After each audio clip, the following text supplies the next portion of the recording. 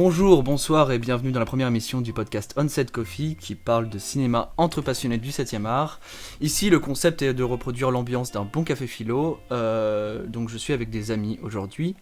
Mais je vais me présenter, je m'appelle William et mes collègues vont se présenter à tour de rôle.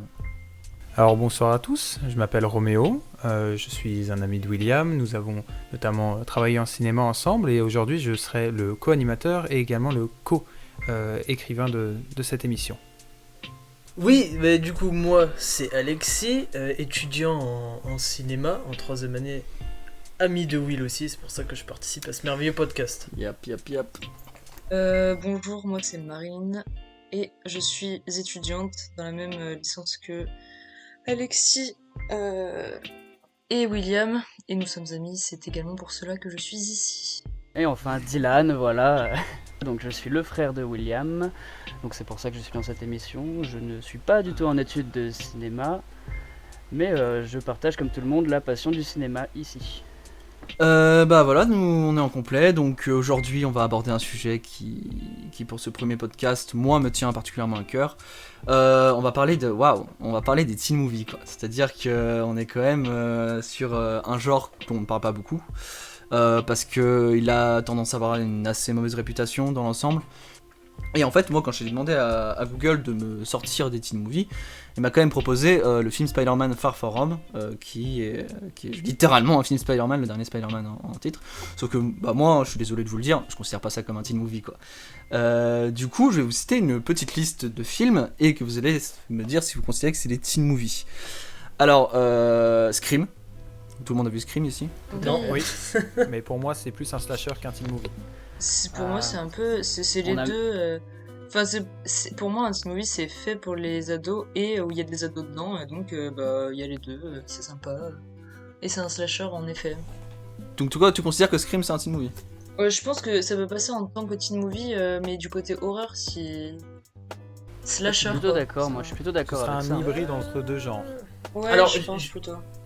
Personnellement je l'ai pas vu, mais je me permets juste d'intervenir, c'est dans le sens où un teen movie, pour vous là de ce que je comprends, c'est un film qui est disons destiné à un public adolescent, mais pas seulement enfin dans le sens où c'est fait avec des adolescents pour qu'ils s'identifient ou quoi. C'est aussi Pour le moi, public un teen visé. movie, c'est un Oui, film voilà. qui est fait pour les adolescents et qui comporte des adolescents et des thèmes adolescents en général. Voilà, c'est ça. Des thèmes surtout adolescents, oui voilà. D'accord, il faudrait que je vois Scream, je savais pas que... Alors moi, ouais, vas-y. Pour moi, si je devais, parce que j'ai l'impression qu'on est parti comme ça, si je devais définir ce que pour moi représente un teen movie, ce qui est pour moi un teen movie type, c'est pas un film destiné aux adolescents, parce que en fait le cinéma, à partir du moment où tu décides de le voir, il t'est destiné. Certes, il y a des Ouais, genres. Sonic le film, c'est quand même fait pour les enfants, quoi. Alors, après, je dis ça, mais, Non, mais bien peut-être sûr, que les mecs de c'est ce 30 que ans vont j'allais kiffer, dire, tu c'est vois, que, mais- en fait, il y a, pour moi, le genre est ciblé, c'est-à-dire que, personnellement, je suis pas un grand fan de films d'horreur, pour la simple et bonne raison que je n'éprouve pas spécialement de plaisir à me faire peur devant un écran. Par conséquent, quand un film sort, il ne m'est plus ou moins destiné, mais ça dépend surtout de moi. Au même titre, comme tu le disais, les films pour enfants, même si je persiste à croire que Disney et Pixar, c'est aussi bien pour les adultes que pour les enfants, ça t'est destiné que si tu décides que ça l'est ou pas.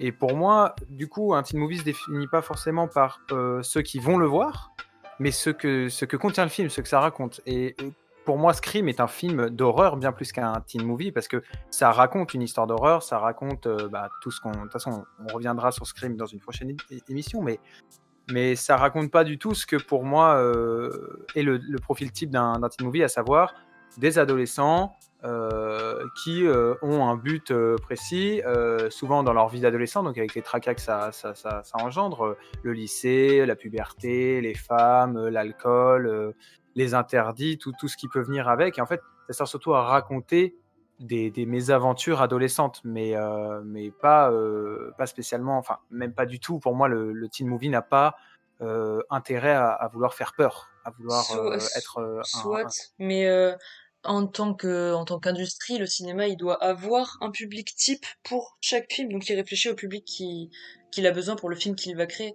Et donc ce que je dis juste, c'est que c'est destiné aux adolescents. Je dis pas qu'il n'y a que les adolescents qui peuvent regarder ça. Et les films d'horreur, c'est destiné en effet pas qu'aux adolescents, genre les slashers. Sauf que les slashers, c'est un genre qui est aussi qui inclut souvent des adolescents, enfin qui inclut des adolescents dans le film d'horreur, quoi. Donc c'est logique que ce soit aussi un peu destiné aux adolescents. Bah, moi, j'ai tendance à penser que Scream, en fait, il aborde. Bah, c'est un peu parce que je rejoins un peu Roméo là-dessus. C'est que j'ai tendance à. Enfin, pour moi, Scream, ça parle pas de problème d'adolescents, quoi. C'est-à-dire que. En fait, les adolescents, c'est un prétexte. Et en fait, finalement, quand tu regardes les slashers. Bah, les slashers ont pour des. Dans le genre, en fait, ils parlent d'adolescence, ça fait partie des critères, c'est des adolescents qui sont butés un à un par un tueur. Donc en fait, pour moi, Scream c'est beaucoup plus un slasher, et en fait, j'aurais même tendance à dire, je considère pas du tout ça comme un teen movie. Quand bien même. Je veux dire, pour moi, un teen movie, c'est pas du tout un public considéré comme. Enfin. Cible, pour moi, c'est pas. Je veux dire, c'est pas fait pour les adolescents, même si, bon, il y a un public cible qui est quand même clairement désigné.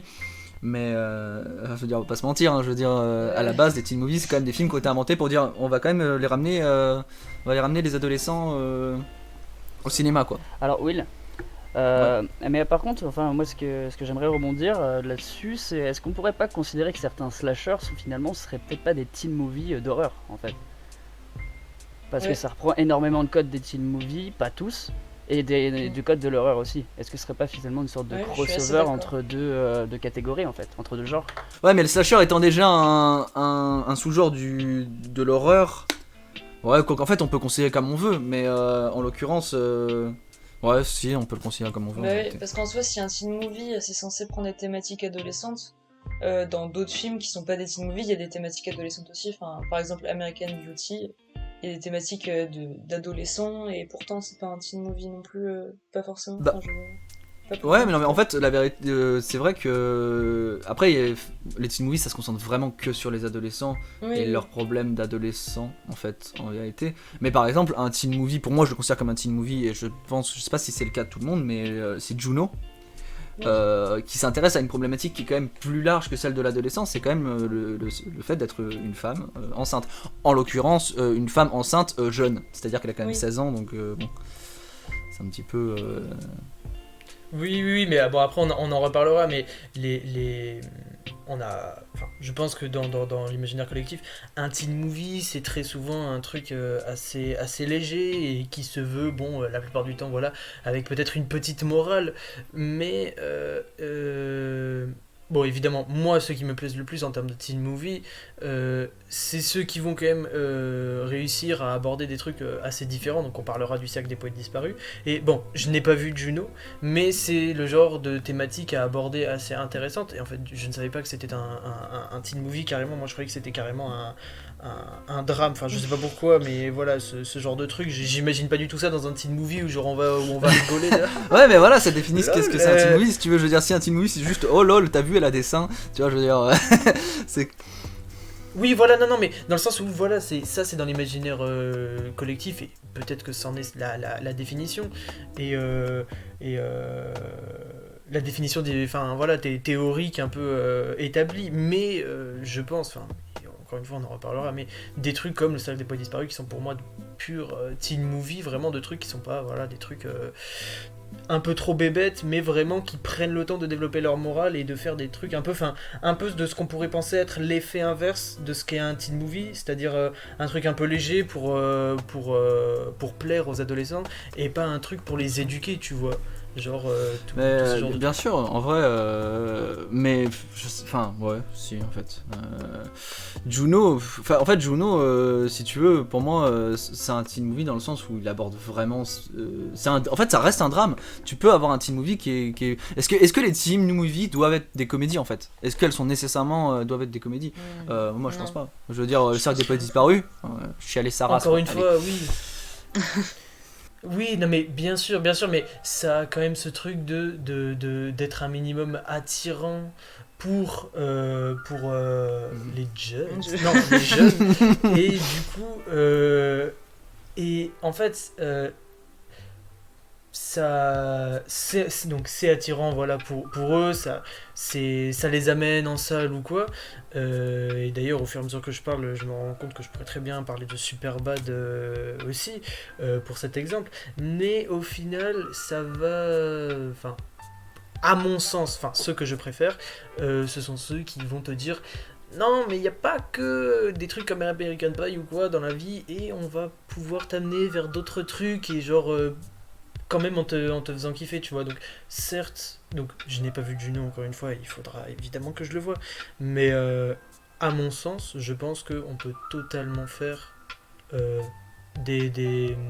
oui, à mon sens, oui, c'est totalement possible qu'on puisse se retrouver face à un teen movie qui ne soit pas une pure comédie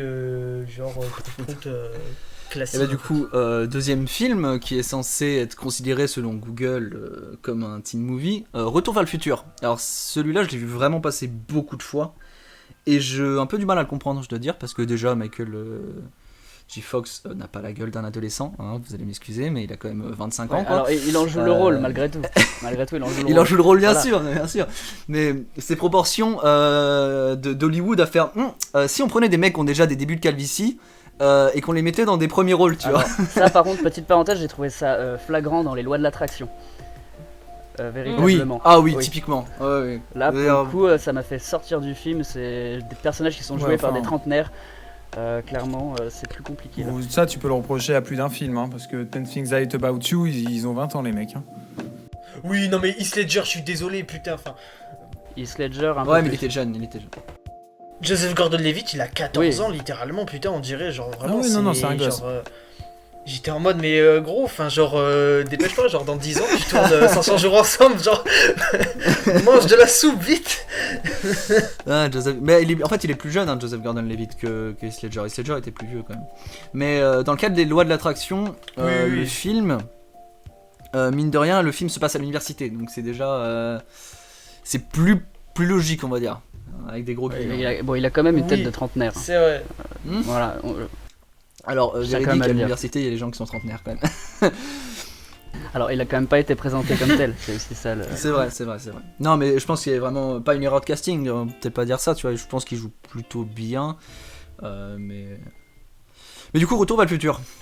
Pour moi, Retour vers le futur n'est pas un teen movie. En fait, je pense qu'en plus, là, pour le coup, on peut vraiment parler d'un film qui s'adresse à une un très large public, parce que déjà, il est rentré dans la culture populaire comme Star Wars ou voilà, dans la culture geek, bien évidemment. Mais c'est devenu une référence, et aujourd'hui, clairement, que ce soit les adolescents qui le regardaient à l'époque et qui le regardent encore aujourd'hui, ou les adolescents d'aujourd'hui qui regardent ce film d'époque, ça marche. Et si je reviens à mon argumentation de tout à l'heure, il n'y a pas de... Quand quelqu'un sort un film, certes, la production cinéma d'aujourd'hui cherche à viser un public, mais on ne peut pas garantir, n'importe qui peut aller voir le film. Mais là, plus que dans n'importe quel autre film qu'on va énumérer, je trouve qu'il est intemporel, et surtout, tu ne peux pas fixer un âge à ce film. Oh non, pour moi, c'est un peu pareil.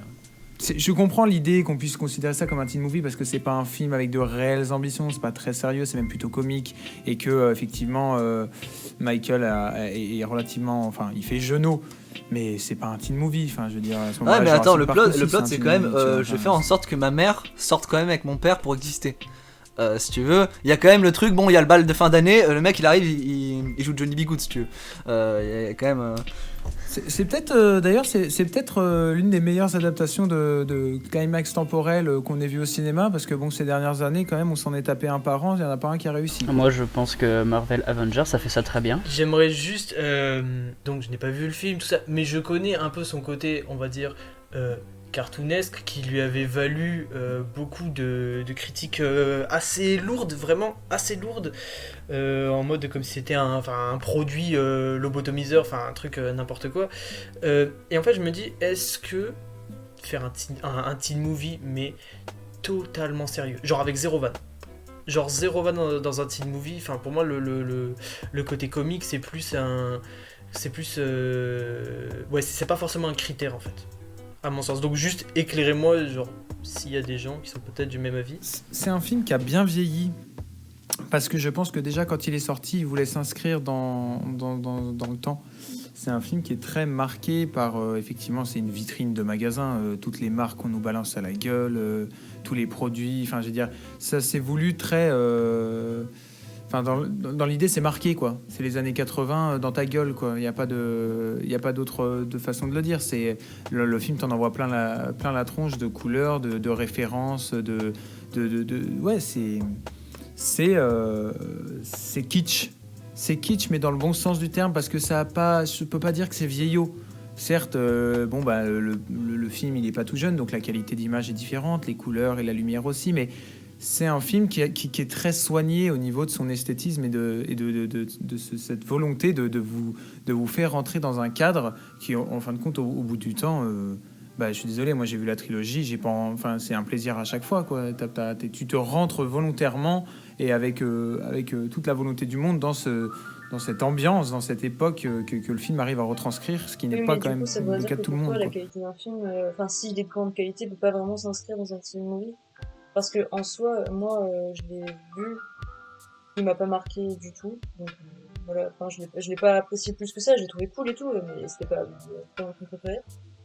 Et si on me disait naturellement c'est quoi comme film, je dirais que c'est de la science-fiction. C'est tout ce que je dirais. Je dirais pas que c'est un teen movie en effet.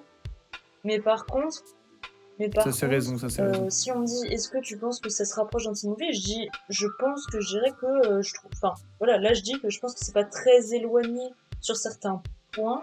Mais c'est vrai que de prime abord, moi j'aurais plus dit que c'était un film de science-fiction et pas un teen movie du tac au tac, quoi. Non, mais pour moi, c'est clairement pas un teen movie, c'est beaucoup plus un film de science-fiction qu'un teen movie. Mais c'est marrant parce qu'on va pouvoir faire la transition avec un autre film. En fait, je pense que ce n'est pas un teen movie, pour la simple et bonne raison, déjà parce que vous avez ma version de ce qu'est un teen movie et ça s'en approche pas.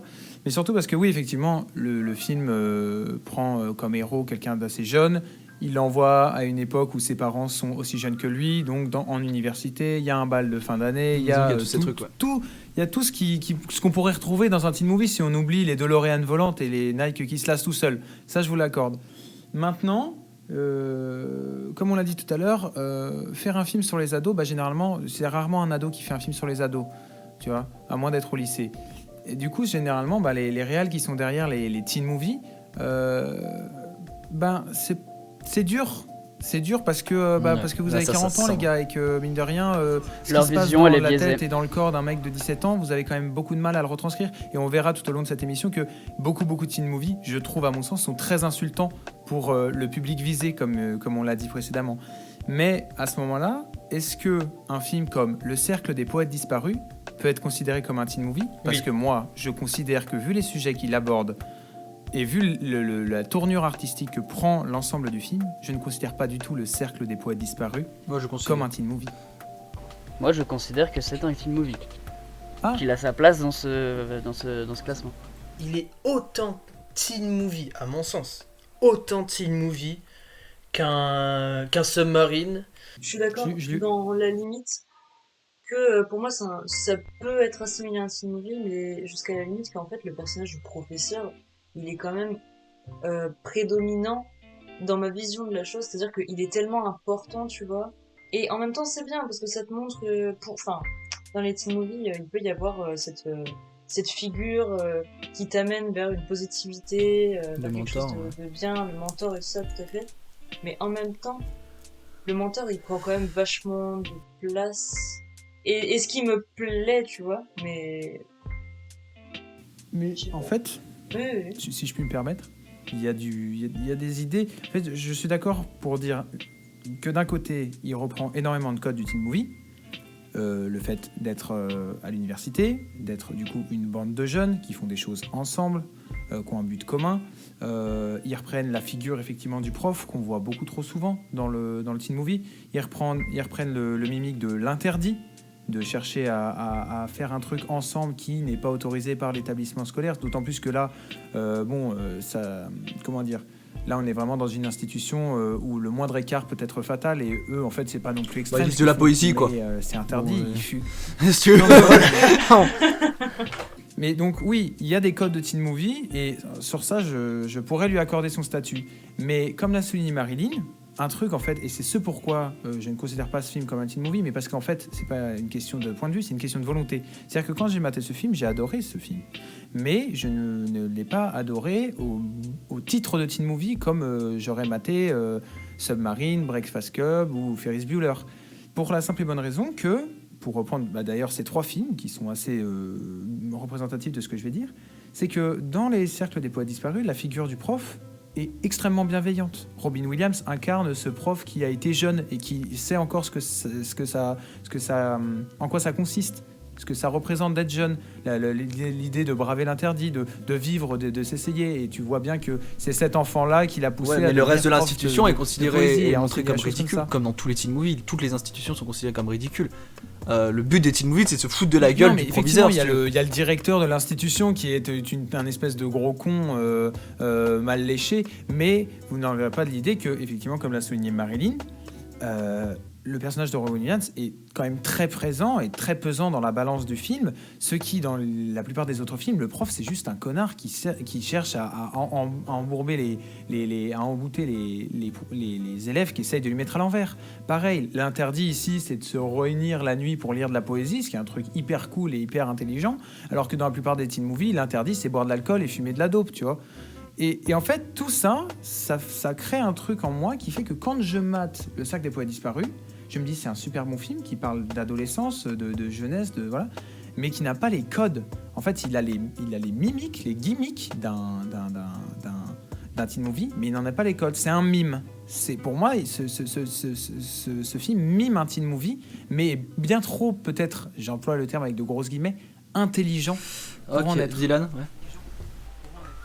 Alors, Roméo, j'aimerais intervenir là-dessus parce que je suis pas entièrement d'accord parce que et je vais t'expliquer pourquoi du coup je considère que Le Cercle des Poètes Disparus est un teen movie. Parce qu'en fait, dans tous les teen movies que j'ai vus récemment, il y a véritablement des thèmes qui sont récurrents, qui sont notamment, je vais les lister, la pression sociale. Donc là, par exemple, dans Le Cercle des Poètes Disparus, c'est les parents, l'éducation, le souci d'appartenance à un groupe, là pour le coup, le conflit avec l'autorité, la recherche de soi qui amène peu à peu et progressivement à une émancipation, des personnages soit trop stéréotypés, soit complètement aseptisés, ce qui est le cas. Donc à la base, le constat de base, c'est quand même que nos personnages sont complètement aseptisés, conformés dans le cas dans lequel ils vivent. Dans tous les cas, on a quand même des sujets qui sont relativement graves, même si parfois édulcoré, et l'idéalisation d'une chimère qui mène à une prise de conscience. Donc une chimère, ça peut être soit une personne qu'on idolâtre, soit un contexte, enfin plutôt une idée. Par exemple, dans American Pie, ça serait plutôt le fait de perdre sa virginité. Et à chaque fois, on a une figure pédagogique qui est la plupart du temps perçue comme un ennemi, quelque chose qui vient brusquer le personnage, et parfois comme un ami, notamment dans ce cas-là. Et des fois, il évolue. Moi, je considère que c'est un teen movie parce qu'on reprend à peu près tout ça, sauf qu'à l'inverse des teen movies conventionnels, en fait, ça s'adresse plus à une niche. Là, on parle d'élèves qui sont vraiment élitistes, mais donc on est moins dans le lycée public où justement on a des personnages ultra stéréotypés, une recherche d'appartenance à un groupe. Et du coup, malgré tout, c'est quelque chose qui existe. Ces lycées, ils existent, où il y a des gens qui sont complètement obligés de se conformer. Et en fait, c'est vraiment un teen movie pour moi qui va s'adresser et qui va parler à ce genre de personnes qui sont justement, qui ont été élevées dans ce cadre-là. Moi, je reste persuadé que celui qui appréciait Le Cercle des Poètes Disparus aurait beaucoup plus de mal à apprécier un film comme Projet X, ou du moins pas la même valeur. Après, il n'y a pas la même valeur Mais après, il de faut base pas de comparer qualitatif. l'incomparable, je pense, en termes de... C'est sûr. Oui, non, mais en tout cas pour Le Cercle des Poètes Disparus, je ne trouve absolument pas que les personnages soient stéréotypés. Et peut-être que vous me ferez changer d'avis, et j'en serais ravi. Alors non, ils sont pas stéréotypés justement dans le Cercle des Poètes Disparus. Justement, ils sont aseptisés, Oui. conformés. Ça veut dire... En fait, ils sont complètement identiques, ils sont conformés à leur vie, ils sont censés être Ah tous mais oui, pareils, non, avoir tous ils la sont même, censés. ils Voilà, sont- non, mais ce que je dis, c'est voilà. qu'ils sont censés être ça, Voilà. mais ils ne le sont absolument pas. Non, ils sont pas stéréotypés. Et là, c'est le seul truc Et pas justement aseptisés, qui diverge Non, c'est le seul truc qui diverge avec les teen movies habituels, c'est que d'habitude la plupart des personnages sont stéréotypés. Oui, bien sûr. T'as le bien sûr. loupard, Oh, le la Breakfast fille Club. populaire et condescendante, tu as le nerd, le sportif. Et donc dans ce cas-là, justement, absolument pas. Là, c'est le problème inverse. En fait, ils sont tous identiques et en fait, la recherche de soi, l'émancipation, se fait justement par le fait de sortir de cadre qui leur est imposé. Oui, non mais je suis pas non, désolé, mais c'est parce que je comprenais pas ce que tu disais par aseptisé. Mine de rien, j'ai pas fini la liste, parce qu'à la base on n'est pas censé parler des teen movies tout de suite. C'est ce qu'on fait depuis tout à l'heure, j'ai aucun souci avec ça, j'adore le débat. Alors, bon, grosse blague du coup en l'occurrence, mais j'ai trouvé Spider-Man 2 considéré comme un teen movie. Alors comme quoi, parfois sans critique, vous devriez peut-être revoir vos tops. Allez, Harry Potter. Est-ce que Harry Potter est un teen movie ? Enfin, est-ce que les Harry Potter ? Non, c'est un film pas pour tant enfants. que ça, parce qu'en fait, déjà la fin c'est pas du tout pour enfants, lol. Oui, ça fait peur à la fin. Non mais je suis désolé, mais tout le délire, enfin, ça a peut-être fait rêver des parents et ils étaient un peu choqués, mais à la base, ce qui a rempli les salles, c'est les familles Oui, parce que ça plaît avec à la... des enfants, Non, et mais parce peut-être que des ados qui ont lu lu les livres. Pas parce que ça plaît juste aux enfants. Ça n'a pas de sens en plus. C'est pas une un film pour enfants. dégringolade. Harry Potter, c'est une dégringolade totale. De base, Bien sûr. oui, au début, c'est assez doux et tout ça, mais plus tu avances, plus tu dégringoles. Et pour moi, c'est une saga et tu... Alors, un teen movie, je ne sais pas, parce qu'il passe d'enfant à adulte, donc ils passent par l'adolescence, évidemment, mais ils ont la phase enfant et adulte. Je pense que c'est plus des films, bon, c'est comment ça s'appelle, c'est du fantastique, hein, c'est pas de la science-fiction ou quoi, enfin c'est de la Non, fantasy, c'est du fantastique. quoi. Quoi. Mais ouais, oui. Et du coup, pour moi, c'est pas des teen movies parce que ça reprend pas du tout les codes de teen movie classiques. Justement, en fait, Harry Potter, moi dans ma tête, je ressens dans Harry Potter beaucoup de choses que je ressens dans les teen movies. Sur beaucoup d'aspects, notamment sur les films 4, 5, 6, qui traitent vraiment de l'adolescence, parce que le 7, ils sont déjà en train de partir en guerre, donc si tu veux, c'est plus l'adolescence, t'es en 1939, tu vois. C'est-à-dire, bon, c'est l'adolescence, mais et bon, c'est quand même pas tardé à aller te faire canarder, tu vois. Donc, Mon Dieu. mais Harry Potter 6, qui est considéré comme un des plus mauvais, alors que moi je l'adore, hein, est considéré par beaucoup de critiques négatives en disant ouais mais c'est juste un vulgaire teen movie. Alors moi j'aime beaucoup, hein, honnêtement c'est tout ce que je kiffe, dans le sens où le 6 ça se concentre principalement quand même sur les amours, sur comment est-ce qu'on est adolescent, on découvre la sexualité, tous les critères qui font un teen movie, mais dans l'univers Harry Potter. Et beaucoup de gens ont vu ça comme une critique, moi je trouve ça très bien. Enfin bon. Je disais par rapport au teen movie, enfin non, à Harry Potter, je suis d'accord sur le fait que et ça l'a prouvé en fait, il suffit d'ouvrir les yeux pour voir que la fanbase d'Harry Potter a quand même une moyenne d'âge autour des 15 à 30 globalement ans, entre 100 qu'on grandit avec, il y a plus, il y a moins. Non mais voilà, on est bien d'accord que c'est énorme, ça touche tout le monde, et il n'y a pas d'âge pour aimer Harry Potter, on est bien d'accord pour dire ça. Maintenant, force est de constater que les chiffres parlent eux aussi, et que la fanbase se situe dans ces eaux-là, du moins en majeure partie. Par contre, là où je rejoins Marilyn, c'est que ça n'a aucun code, quasiment, si ce n'est qu'on parle d'adolescents qui ont des problèmes d'adolescents, mais ça n'a quasiment aucun code du teen movie. Je suis désolé, moi quand je regarde la pochette de, je sais pas, les lois d'attraction et la pochette de... Je sais à quoi m'attendre. Quand même, je sais, il y a quand même dans l'un des deux, ils tirent des éclairs avec une baguette, ils ont des chouettes en animaux de compagnie. Enfin, ouais, mais voilà. c'était si tu veux, dans les teen movies, le seul personnage qui a un animal de compagnie, c'est la gothique, elle a un corbeau dans une cage, il s'appelle Coco, tu t'en fous un peu quoi. Ouais, mais encore une fois, attends, c'est vraiment anecdotique, alors qu'Edwige, c'est quand même un personnage à part entière quoi. Enfin, c'est quand même. Je persiste à croire qu'il y a beaucoup de choses, et on va pas commencer à parler d'Harry Potter. Beaucoup de choses à dire. Ouh là là, on n'aura pas fini. Mais pour moi, c'est pas un teen movie. Ça parle ça concerne des adolescents, et je pense que tu peux peut-être plus t'identifier au personnage quand tu le regardes en étant ado. Moi-même, j'ai regardé la saga quand j'étais très jeune, et je l'ai re-regardé récemment, et il y a beaucoup de choses qui se sont ouvertes à moi maintenant. C'est pas un teen movie. Je refuse catégoriquement de considérer ça comme un teen movie. Bien sûr. Non, mais au même titre que j'aurais du mal à considérer n'importe quel film Marvel comme un teen movie, tu vois. C'est un film de super-héros, je veux dire, même si tu t'identifies à Parker, bon, tu tires pas d'étoiles pour autant, tu vois. Donc au bout d'un moment, tu peux pas. Je veux dire, les teen movies, ça parle de sujets et ça traite de problèmes d'adolescents Ça auxquels reprend certaines certains personnes peuvent codes, s'identifier. mais ça J'espère diverge pas toutes, beaucoup parce que trop. sinon vous avez une sacrée vie quand même.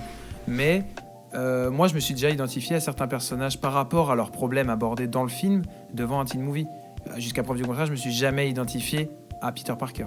Jamais. Certes, oui, il est pas à la fac et on a du coup moins tendance à pouvoir s'identifier à ses problèmes seulement. Ouais, mais attends, il y a quand même. Excuse-moi, il y a Gwen Stacy, il y a. Y a rien quoi, ouais, Flash, tu montres un casier, Mary Jane, tu t'inquiètes pour moi, je te pécho pendant que j'ai le masque, enfin c'est pas non plus extraordinaire quoi, sa vie de lycée, heureusement qu'il a des super pouvoirs quoi, parce que sinon c'est quand même un loser. Bah disons que c'est le constat de base, mais ça évolue vite quoi.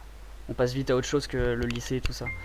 Est-ce que vraiment il y a rien dans les Spider-Man qui fait que comment dire, on pourrait vraiment avoir une réflexion sur l'évolution d'un adolescent. Bon, certes, il sauve le monde, donc Paye ta vie d'adolescent, quoi.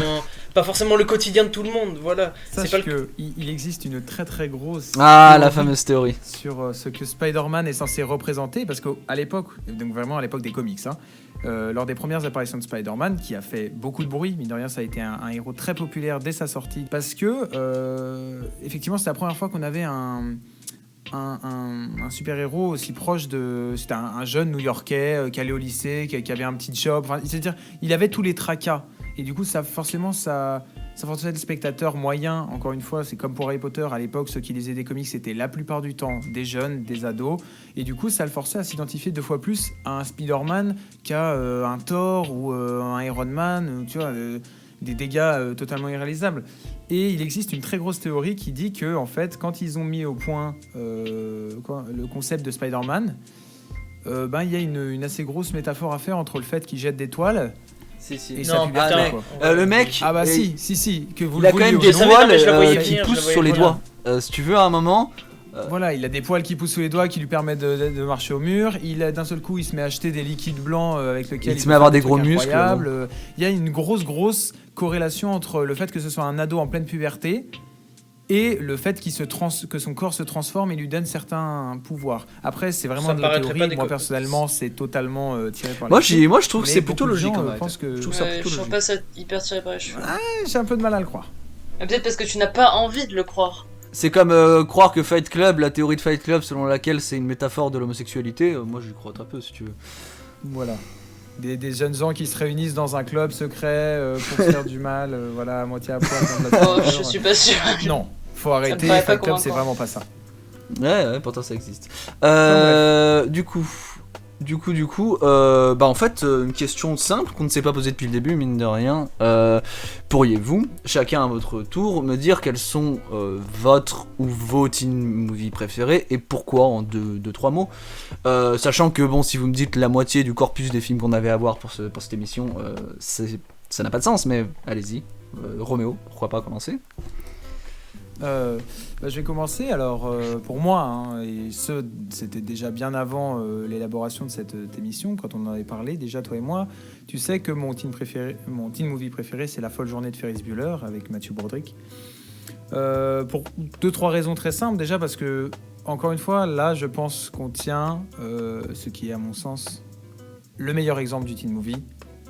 Et ce, forcément, par rapport à ma description que j'en ai faite tout à l'heure, à savoir, c'est vraiment un film qui parle d'adolescents, un groupe d'adolescents qui décident de sécher les cours pour aller s'éclater et faire des trucs... En fait, c'est un film que quand tu le vois et que tu as 16-17 ans, tu as envie de faire pareil, quoi. Tu as envie de faire semblant d'être malade, de modifier tes notes avec un ordinateur, de passer prendre ta copine avec une super bagnole, d'aller t'éclater en ville sans te soucier de rien, en fait. Et tu as envie de... C'est vraiment... Déjà, Matthew Broderick, c'est sans doute son meilleur rôle. J'ai pas vu toute sa filmographie, mais en tout cas, pour moi, c'est l'un de ses meilleurs rôles, si ce n'est le meilleur. Il est incroyable dans ce film. D'ailleurs, les 2 autres acteurs qui l'accompagnent sont absolument incroyables. Et surtout, il est réaliste. Pour une fois. Bon, j'avoue, Pardon, non. Ferris Bueller est D'accord. réaliste. Laisse-moi, Pardon. je peux finir. Je peux finir. Je suis désolé, mais tout à l'heure, en privé, on parlait de l'absurdité de certains teen movies, où tu te dis qu'en fait, tout bonnement, ça n'arrive pas. Ça n'arrive pas, ce n'est pas possible, même avec toute la volonté du monde, ça n'arrive pas. C'est-à-dire que quand tu poses la diégèse d'un film, tu lui accordes un certain crédit. C'est-à-dire que tu poses en même temps sa logique. C'est-à-dire que j'accepte le fait qu'il y a un mec, quand il s'énerve, il se transforme en géant vert. Par contre, si demain Hulk il se met à traverser les murs pour no reason, je vais commencer à baver devant mon écran, si tu veux. Bah là, c'est pareil. Effectivement, tout le monde n'a pas une Ferrari dans son garage. Tout le monde ne monte pas dans un chariot de fête foraine pour chanter Twist and Shout. Et vice-versa. Mais c'est réalisable parce que le personnage de Mathieu Bourdic, extrêmement développé dès le début, nous montre que c'est quand même à un moment, son ami joué par Alan Ruck nous dit ouais, c'est un gars qui tout réussit. Ça marche, peu importe ce qu'il fait, ça marche. Et du coup, tu lui accordes ce crédit. Et en plus, il joue avec les codes parce qu'il s'agresse très très souvent directement au public. Il brise très très souvent le 4e mur. Et par conséquent, quand il y a des absurdités, entre guillemets, genre il passe à 2 doigts de son père, ou il le suit en voiture et son père le voit pas, et tu te dis non mais là tu le vois, c'est ton fils quand même, tu vois. Il joue avec ça. Et le film du coup flotte sur une espèce de légèreté qui fait que t'acceptes. Moi je suis désolé, c'est pas réaliste dans le sens où ça n'arrivera jamais. Mais c'est réaliste dans le sens où tu l'acceptes parce que ça le pose depuis le début. Alors Projet X, pardon. Projet X, tu vois, par exemple. Un projet X, c'est quand même basé sur une histoire vraie. C'est pas possible. Ouais, alors, mais c'est basé sur une histoire vraie. Ça se veut réaliste Mais dans par contre, mais c'est juste absurde. Pour moi, tu vois. Et... Désolé, je veux pas te couper, mais Projet X, pour moi, c'est beaucoup plus réalisable que Ferris Bueller. Genre vraiment. Ouais, moi aussi. Bien oui, sûr. c'est ce que je suis en train de dire. Ça se veut beaucoup plus réalisable, mais pour moi, Je suis complètement d'accord. Ça marche pas. Ça marche pas. Il y a un truc qui marche pas dans la mise en scène, dans je sais pas, la profondeur des personnages, dans l'écriture même du film. Il y a un truc qui marche pas dans Projet X et qui marche dans La Folle Journée de Ferris Bueller. Donc voilà pourquoi c'est mon teen movie préféré. C'est parce que c'est pour moi le meilleur exemple et la définition même de ce qu'est pour moi un teen movie. Et pour l'avoir revu hier soir même, il y a quand même un truc qui se dégage de ce film. On en reviendra plus tard. Je ferai la différence entre les films qui sont sortis avant 90 et après 90 dans les teen movies. Mais il n'y a pas à dire. Quand tu regardes La Folle Journée de Ferris Bueller, t'as les années 80 qui te vomissent à la gueule, quoi. C'est incroyable. Et je suis un amoureux des années 80, donc ouais. C'est un plaisir sans nom de voir et de revoir ce film. Je vous invite mais par à voir exemple, si Dylan vous soulignait quelque chose de concret tout à l'heure quand on en parlait en off. Ferris Bueller est un connard. Ah oui. Mais un connard fini. tellement. Non, c'est pas un petit con. Non, Un il petit est con, tu le trouves attachant. Ah oui, c'est complètement. un connard. Ah ouais. Peut-être Dylan pourra peut-être plus en parler en l'occurrence. Mais Moi, je l'ai trouvé fortement antipathique comme personnage.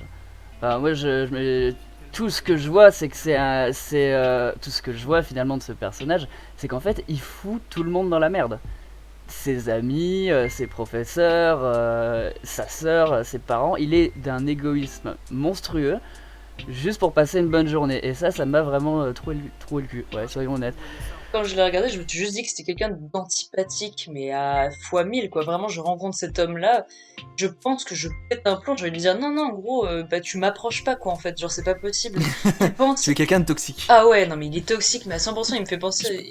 Je peux comprendre Ah ça, ouais. je Il peux est comprendre ça. toxique. Mais en fait, après Je peut-être l'ai que vu vous aujourd'hui, ne du pas, coup. mais vous voyez le personnage antipathique, et effectivement, il est très très sûr de lui, il a un ego surdimensionné, il fout tout le monde dans la merde, il se soucie absolument de rien à partir du moment où il s'en sort. Je suis d'accord avec vous. Maintenant, force est de constater quand même que sa sœur, elle a fini par trouver l'amour. Ouais, enfin, Oula. tape-toi l'amour Oula. Que au moment où ils font tomber la bagnole, il décide de prendre tout en charge et que son meilleur pote qui en chie depuis toutes ces années décide de non, je vais prendre en charge, je vais avoir une discussion avec mon père et c'est le mieux Ouais, mais qui avec, puisse si m'arriver. tu veux, Donc je si dis tu pas, veux, ça découle des multiples conséquences qui ont lieu tout au cours du film, mais oui, il est antipathique. N'empêche qu'il va se marier avec sa copine qu'il aime et elle l'aime aussi. Il a résolu le problème principal de son pote qui n'arrive pas à vivre parce qu'il est empoisonné par ses parents. Sa sœur a enfin réussi à trouver l'amour. Son connard de prof qui veut juste le faire redoubler, lui pourrir la vie. Enfin, il y a quand même une phrase, à un moment, le prof lui dit que dans 15 ans, quand il aura une vie de merde, je pense qu'il se rappellera de moi. C'est fou de dire ça quand t'es professeur, c'est quand même dingue. c'est possible. Mais il a Il y un sûrement moment où t'as raison. dit, ouais, il va se marier avec sa copine. Alors juste, il y a un moment, il court pour aller chez lui, parce que je l'ai vu aujourd'hui, donc ça tombe bien, je peux en parler. Il court pour rentrer chez lui, juste après qu'il ait fait un bisou à sa Je copine. sais de quoi tu vas parler. Elle lui dit « Oh, on va se marier, je t'aime !» Il dit « Je t'aime aussi !» Et là, il court, il arrive dans un endroit où il y a deux meufs qui sont en train de se faire bronzer. il court, il passe devant elle, il ressort et il fait enchanté, je m'appelle Ferris Bueller. Alors oui, ils vont se marier ensemble, c'est un super type pour sa meuf, bon, soit, peu importe. Non, mais d'accord. C'est Non mais ce que je veux dire, non mais ce que je veux ça, dire, c'est c'est qu'on peut pas dire que genre c'est le mec vraiment qui de il est lui antipathique. découle que des choses positives et tout ça, sachant que son prof, Non, j'ai pas Mais- dit ça, j'ai juste Non, dit que vous non voyez parce que que- son mais- prof, c'est que Bah, son moi, prof, ça m'a pas dérangé. moi ça m'a dérangé de fou, ça m'a dérangé impossible d'apprécier. Et le prof là, il m'a fait de la peine parce que je me disais, en fait le prof, il est dans la situation de, lui il capte réellement qui est cette personne abjecte et personne d'autre ne capte. Alors du coup, il est clairement psychopathe aussi, hein, le prof, je dis pas le contraire, mais il capte réellement la personne monstrueuse d'égoïsme qu'il y a en face de lui et il veut lui donner une bonne leçon. Excessive, certes, et clairement excessive, Il veut pas lui donner une bonne leçon, il veut le châtier.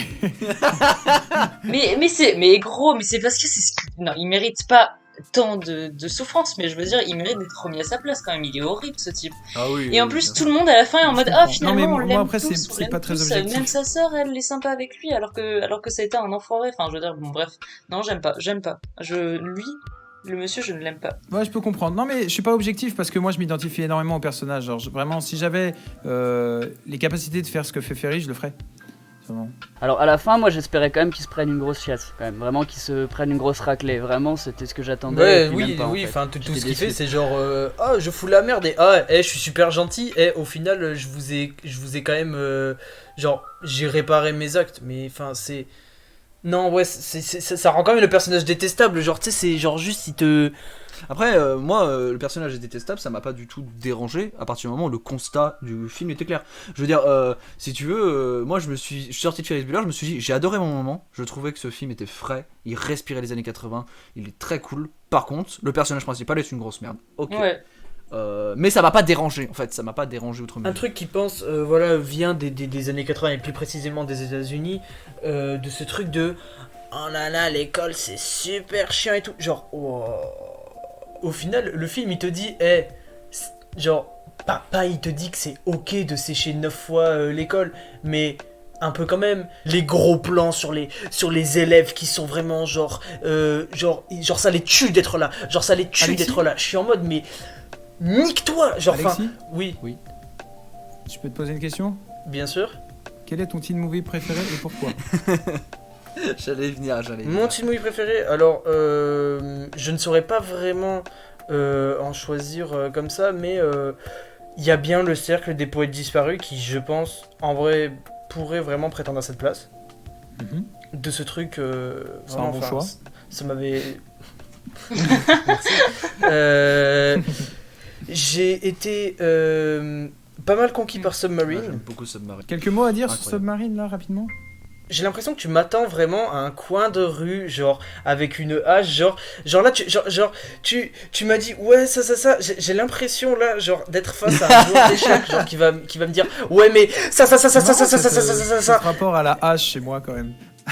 Donc Submarine, encore une fois, donc oui ça a ce truc un peu genre un peu très indé et peut-être même voire un peu trop, mais j'ai beaucoup aimé ce truc de d'avoir des personnages qui sont pas tout noir ou tout blanc, tu vois, avoir un peu des parts d'ombre et vraiment faire un assez joli portrait et un portrait assez global de l'adolescence et de tout ce que ça comprend en termes d'apprentissage. J'ai trouvé ça extrêmement intéressant, mais bon après voilà, le film m'a conquis aussi parce que c'est Richard Ayoade et du coup voilà, ayant grandi avec deux sœurs, tout ça, les films qu'on peut vraiment catégoriser un peu de girly, entre guillemets, ce n'est pas fait pour les mecs à cette époque, enfin dans le sens où c'est vraiment fait pour les filles, et en fait j'ai ce truc un peu d'amour, un peu d'amour de voilà faire tout ça, comment dire, avoir ce film un peu bébête, mais d'un autre côté ce truc de ouais, c'est un film que j'ai vu en enfance, tu vois, et encore une fois, comme autre Sexy Dance, je sais pas si vous connaissez. Dylan?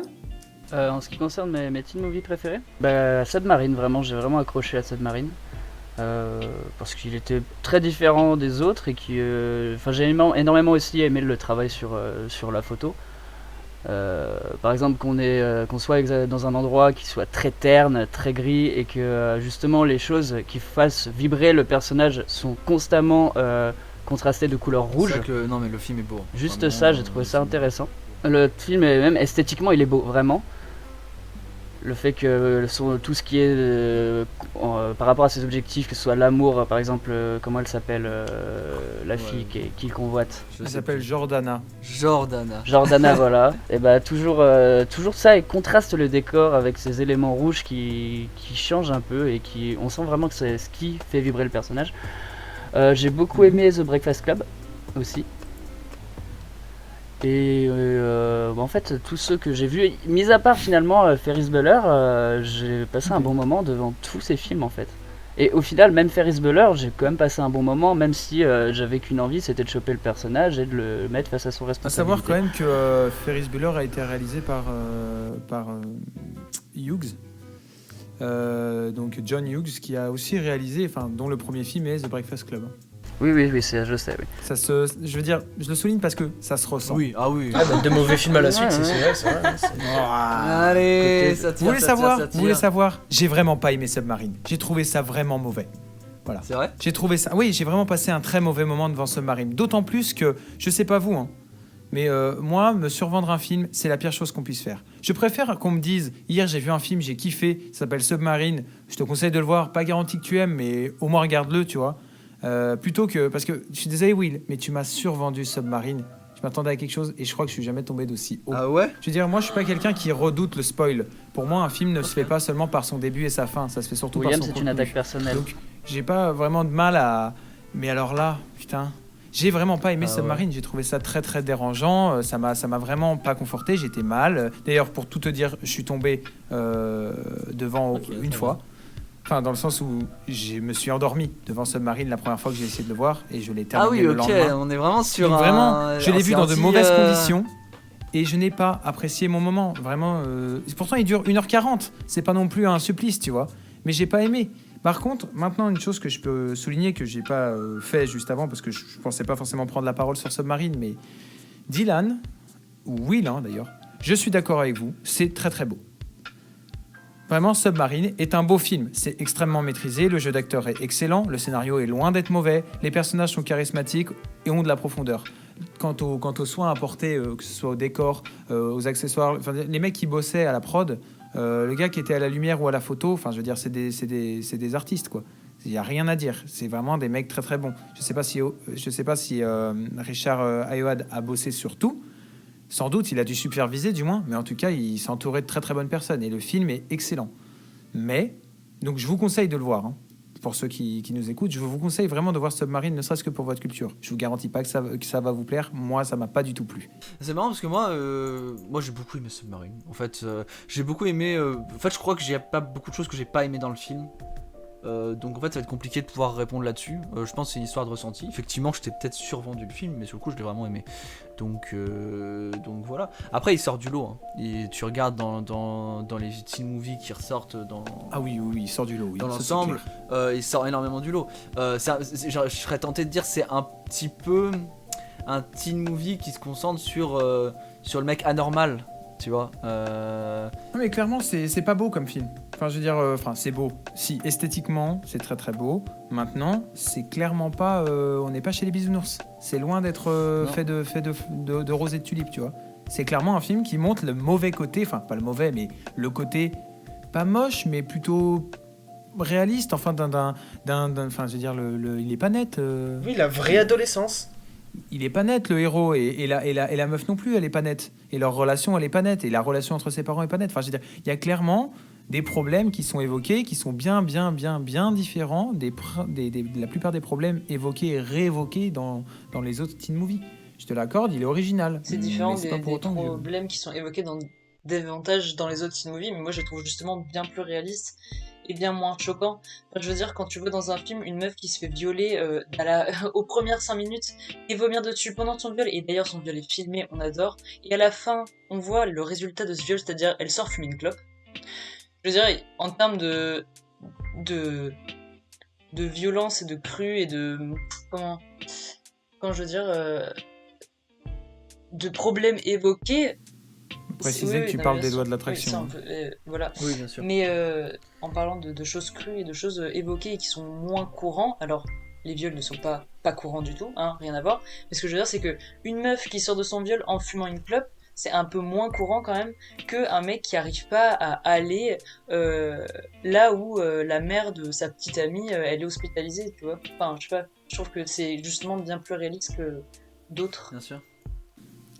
J'ai pas dit que c'était pas réaliste. Au contraire, je lui accorde le crédit que ça a le mérite, contrairement à ses prédécesseurs et à ses cousins, d'aborder une version beaucoup moins fantastique, romancée, disons, de l'amour et des relations entre Bien sûr. adolescents. Ouais. Marilyn, ton teen movie préféré? Yes, trop bien. Parce que, bon, dedans, il y a un film, mais c'est juste que lui, il me tient à cœur parce que il m'a aidé dans... Enfin, il m'a aidé pas du tout, il m'a fait avant... Il m'a suivi dans ma vie plutôt. Bref, c'est Grise, parce que bon, voilà, pour moi, c'est un super teen movie. Comédie musicale, j'adore, c'est trop bien, tu t'amuses. Il y a des trucs qui sont un peu bof, mais je m'amuse devant, bref. Après, il y a le monde de Charlie, comme on en avait parlé avant de commencer le podcast, que j'ai toujours trouvé excellent et qui m'avait énormément marqué à l'époque. Mais bon, ça fait longtemps que je l'ai pas vu, alors est-ce que je peux dire que c'est mon teen movie préféré? Je ne sais pas. C'est pas mal. C'est un teen movie. Hein. De quoi? C'est un teen movie. Et Ah oui, c'est complètement un teen movie, bien sûr. oui.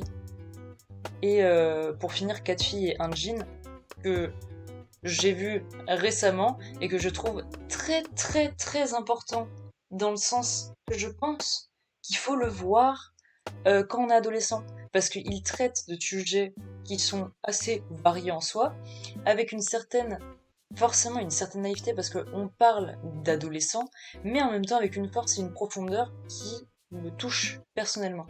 Et je trouve qu'il est très bien fait. Alors oui, il est un peu gnangnan sur certains côtés, mais pour moi c'est pas un souci parce que c'est un teen movie et que je m'attends à voir ça quand je regarde un teen movie dans ce style-là, quoi. Et en même temps, je trouve que pour un teen movie, les thèmes abordés sont très intéressants et ils sont bien abordés. Et dommage, ils sont un peu courts, forcément parce que ça vient d'un livre, donc dans le livre ça doit être mieux construit ou continué, mais je trouve que dans le film ils sont déjà très bien abordés pour ce qu'il leur envoie, quoi. Oui. Petite question, Marilyn. Enfin, Marilyn et le reste du groupe. Vous considérez Grise, enfin, ou du moins, vous considérez l'âge moyen du public visé par Grise à quel niveau? Pas vu. Mais qu'est-ce que tu fais dans cette conve? C'est dingue. Non mais les gars. Mais non, virez-le. écoutez, Virez ce type. non mais allez. Marilyn, Grise, c'est vrai que je pense que c'est assez grand public. C'est pas juste les adolescents, mais je pense que ça touche beaucoup les adolescents. Enfin, c'est comme Cry Baby ou des trucs comme ça, quoi. pour le coup, j'adore Grise. J'adore Grise et je pense que je l'apprécie beaucoup plus que mon père, par exemple. Maintenant, j'ai beaucoup de mal à me dire que c'est un teen movie parce que je trouve qu'il est pas assez. En fait, c'est ça le problème. Bon, c'est peut-être aussi le fait que ce soit une comédie musicale. Attention, je tiens à préciser que je suis très très grand fan de comédie musicale, contrairement à notre cher William. Mais peut-être que c'est ça, mais je persiste à croire que Grise n'est pas. C'est un peu comme un Retour vers le futur. C'est-à-dire qu'il est sympa. C'est un chouette film, ça fait partie des classiques. Tout le monde l'a à peu près vu et tout le monde t'en dira à peu près du bien. Mais c'est intemporel. J'arriverai pas à me dire qu'un mec de 40 ans ou un mec de 15 ans puisse ou pas regarder le film. Tu vois, je veux dire, parce que je trouve qu'il a pas de public visé. Parce que c'est quand même avec des adultes. Ouais, je comprends, mais ça reprend beaucoup. Ils ont vraiment 25 ans, ils ont vraiment des problèmes d'adultes. Ça Là, reprend quand même des thématiques les ados. adolescentes en soi. Mais c'est très léger. C'est un fait. Ouais, puis c'est très très léger. Alors ça, pour le coup, c'est sûr, je remets ça sur le compte de la comédie musicale, parce que tout est chanté, donc forcément, ça rend tout un peu plus léger. D'ailleurs, une BO incroyable, une des meilleures BO de cinéma. Hein. Mais je persiste à croire que ça peut pas être un teen movie. Et t'as souligné un autre point intéressant. T'as dit que 4 filles et un jean abordaient des thèmes plutôt sérieux. Du coup, est-ce que ça en faisait un teen movie? Et ben, c'est exactement la même chose que j'ai reproché à quelque chose comme Submarine. Je trouve que Submarine est tellement sérieux. En fait, je trouve qu'un gamin de 15 ans aura beaucoup plus de mal à comprendre Submarine qu'un mec de 25 ou de 30 ans. Ouais, Là-dessus, je suis plutôt d'accord. Mais Vraiment, pour moi, je trouve étant que donné que les je teen trouve pas movies- que Submarine soit vraiment un teen movie, même si il est clair et net que ça parle beaucoup plus d'ados que du reste, et que c'est des problèmes d'ados et que tout ce qui va avec, quoi. Vous connaissez le bagage. Maintenant, je trouve ça tellement sérieux que putain, je fous ça devant la télé de mon père, Ouais. il l'apprécie mieux que moi. Mais quoi. en vrai, je me suis Pas quand même plus, tapé de mais sacrés mieux, barres tu dessus. vois. Et je trouve que par exemple, il y a- on peut citer une série qui fait penser un peu à ça. Donc c'est The End of the Fucking World. Je trouve que genre, en termes visuel, esthétique, pour moi ça se rapproche un peu, bref, parce que c'est un peu ce style-là. Mais peu importe. Les personnages, Oui. le mec un peu bizarroïde qui sait pas trop où il en est, mais en même temps il croit savoir et en même temps il sait pas, un peu pas vraiment bébête, mais en même temps si, et la fille qui est un peu plus extravertie, un peu plus je dirais presque naturelle, qui va vers le garçon, parce qu'en soi c'est elle qui l'embrasse, c'est elle qui lui parle, et dans The End of the Fucking World et tout, bref, c'est elle aussi qui l'embrasse, je crois, enfin bref c'est les deux, mais peu importe. Tout dire, c'est que je trouve que ça aborde un peu la même chose, sauf que The End of the Fucking World, il y a un truc plus fun, et je pense que c'est ça qu'on rattache plus du coup à l'adolescence quand on le regarde. Et c'est pour ça que ça a un bon public adolescent, et plus d'ailleurs. Et je pense que c'est le potentiel fun en fait du film ou de la série qui peut amener à se dire c'est plus un film movie que l'autre. Par contre, moi je me suis vraiment tapé des barres devant Submarine, hein. Honnêtement, j'ai bien rigolé. Petit truc à souligner quand même, j'ai tendance à croire que quand le film en question est adapté de littérature, c'est quand même vachement plus abordable, je veux dire dans le sens grand public, que le reste, quoi. Je trouve qu'en fait les films qui sont adaptés de bouquins sont plus sérieux. Que juste des scénarios Ouais, il y a une originaux. tendance. Le monde de Charlie, c'est un peu ça. Hein, il est adapté de bouquins. Ouais, ou comment Les lois de l'attraction de Bret Easton Ellis. Ouais.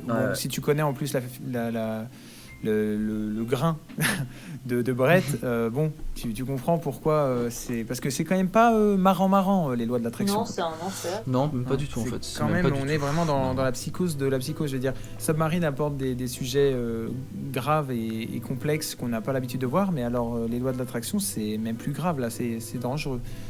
C'est criminel en fait. On peut parler de crime, ouais, on peut parler de crime, ouais. On va passer à un moment un peu charnière dans l'émission. Mine de rien, moi je l'ai nommé comme ça, mais en vérité on peut un peu le nommer comme on veut parce que c'est pas obligé de faire du polémique. Mais c'est l'instant polémique du coup. Je vais vous lire un extrait d'un article de Vice du 3 avril 2020 qui s'appelle « Ce que les ados d'aujourd'hui pensent des teen movies des années 90 ». Entre racisme ordinaire, hétéronormativité et slut-shaming, nos classiques de lycée ont décidément très mal vieilli. Alors je prends des extraits de l'article, bien évidemment. Je vous invite à ceux qui nous écoutent de lire l'article en entier parce que... on n'est pas dans un club de lecture, donc je vais pas vous lire tout. Mais voilà, alors, que j'arrive tout de suite. Alors, l'article sur Vice, entre racisme ordinaire, hétéronormativité et slut-shaming, donc qui sont que des néologismes, hein. Moi j'ai un peu du mal à comprendre. Nos classiques de lycée ont décidément très mal vieilli. Taylor, 16 ans, nous dit... tout dans ce film est complètement ridicule. La seule chose qu'intéresse les personnages masculins est le sexe. Ils sont prêts à dire et à faire n'importe quoi pour convaincre les filles de coucher avec eux. Je ne sais pas si c'était réaliste quand le film est sorti, mais je pense que les hommes traitent les femmes avec beaucoup plus de respect et d'égalité aujourd'hui. Il parle de quel film à votre avis? Je dirais American Pie. American Pie. Anna, 17 ans, nous dit la partie où Jim et les autres personnages masculins filment l'étudiante étrangère dans sa chambre est profondément problématique. Le film ne remet pas en question la moralité de cette démarche, il donne l'impression que c'est une blague et que les hommes sont tous des légendes pour avoir réussi à exécuter leur plan. C'est une énorme violation de la vie privée et Jim commet un délit sexuel en la filmant et en partageant ensuite les images avec ses amis. On ne verrait plus ça dans un teen movie aujourd'hui. Olivia, 18 ans, nous dit « Dans ce film, les mecs sont presque tous des incels, ils sont persuadés que le sexe est un dû et que les femmes ne sont bonnes qu'à ça. Ils se fichent de nouer une relation amoureuse avec quelqu'un qu'ils respectent, c'est inquiétant. Un adolescent qui regarderait ce film pourrait penser qu'il a le droit de se comporter comme il le souhaite avec les femmes. » Alors du coup, on en vient à la question concrète, parce que la base étant l'article, mais en fait c'est plutôt pour poser une question qui est plus large, c'est... la vision globale de la femme dans les teen movies, particulièrement j'ai tendance à penser dans les années 90-2000, et comment ça a évolué, parce que mine de rien les temps changent et la vision aussi que les films offrent change également. Et ce qu'on peut en dire, ce qui est problématique, est-ce qu'on doit nécessairement remettre en contexte les films de l'époque? Est-ce qu'il y a des choses qui n'étaient pas déjà pas acceptables à l'époque? Tout un tas de questions. Allez-y, je vous en prie. Alors, je vais un peu dérouler ma pensée au fur et à mesure, parce que je me suis posé la question et j'ai pas forcément de réponse, tout ça, mais ce truc de... Bon, je reprends encore l'exemple de la scène où il y a la scène de la webcam dans American Pie qui est horrible. Est-ce que c'est à remettre en contexte par rapport à l'époque où voilà, c'était les débuts d'internet, tout ça, et on se rendait pas compte de la portée réelle de certains trucs et tout? Je pense que non, en fait, on pouvait totalement se rendre compte que c'était totalement horrible au final. Tout à notre époque où il y a tous ces trucs de cancel culture ou quoi, tout ça.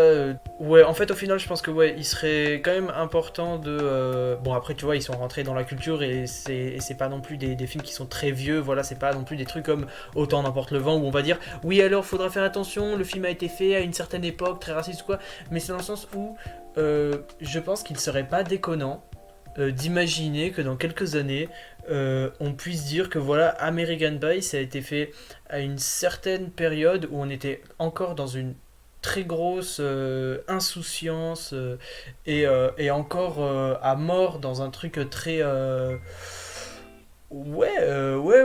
patriarcal, tu vois, même si bon voilà, on pourrait entendre que non, mais c'est les femmes qui guident les hommes dans ce film, tout ça. Enfin, je veux dire, c'est littéralement... Enfin, c'est très grave, en fait, ce qui se passe au moment de cette scène de webcam, en fait. Ah, parce que sans rentrer dans un débat de qui porte la culotte et qui a le pouvoir dans le film, c'est pas tant le souci.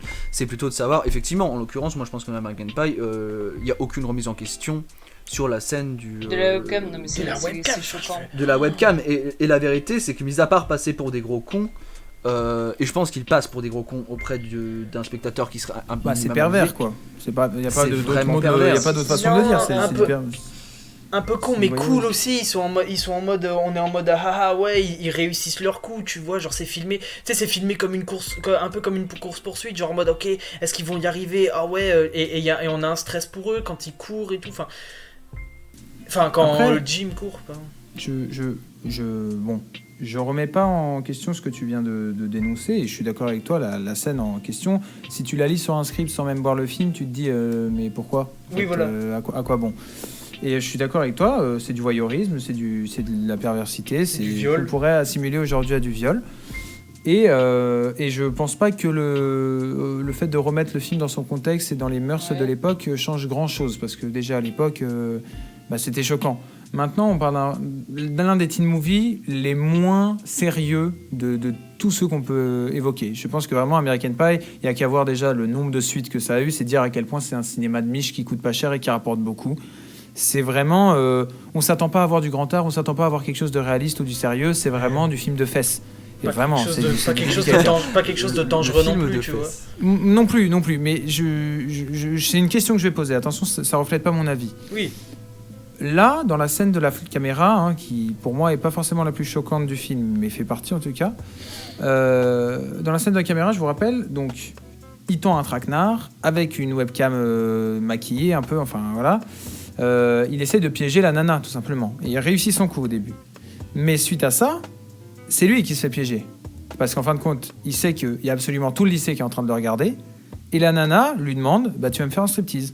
Et du coup, il fait un striptease. Ensuite, on découvre qu'il est précoce 2 fois, si bien que le lendemain, en fait, quand il arrive au lycée, tout le monde le regarde, tout le monde se fout de sa gueule, tout le monde le montre du doigt. Et honnêtement, quand j'étais dans le film, je me suis dit, moi, il m'arrive ça, je disparais. Je pars en Sibérie, loin, je n'existe plus. Voilà. Donc, certes, c'est amoral comme scène, mais est-ce que le film lui-même essaye pas de dire, regardez, vous voyez ce mec qui abuse là? Voilà, il est puni en conséquence. Parce que le film aurait pu s'arrêter en mode il a réussi son coup, tous ses potes, et ça devient le king de l'école, et la meuf en saura jamais rien. Mais en fin de compte, c'est lui qui prend limite le plus cher dans l'histoire. Mais bien sûr, mais en fait, est-ce que la question qui s'ouvre de manière plus large, c'est est-ce qu'un film doit te donner une morale? Le film. Est-ce qu'un film se doit d'être de prêcher la bonne parole et donner une morale?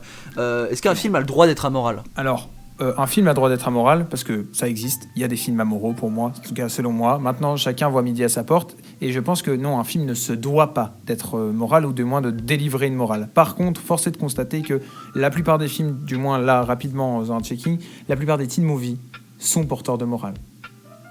Et American Pie échappe pas à la règle. American Pie t'envoie des conneries, elle t'envoie autant de conneries à la seconde que de morale. Il y a qu'à voir à la fin, quand ils font l'état des lieux, entre guillemets, les comptes à la soirée de qui a enfin réussi à pécho une meuf ou pas, t'as la moitié des potes qui lui disent mais tu nous casses les couilles en fait, c'est pas ça le but de notre vie, c'est pas ça le but de notre adolescence, on s'en bat les couilles, ça nous définit pas. Enfin je veux dire, que tu le veuilles ou non, le public visé se bouffe la morale de sa vie parce que si tu veux il a passé 1h30 à se marrer sur des fesses et des ins et puis il finit par se prendre par les protagonistes du film eux-mêmes.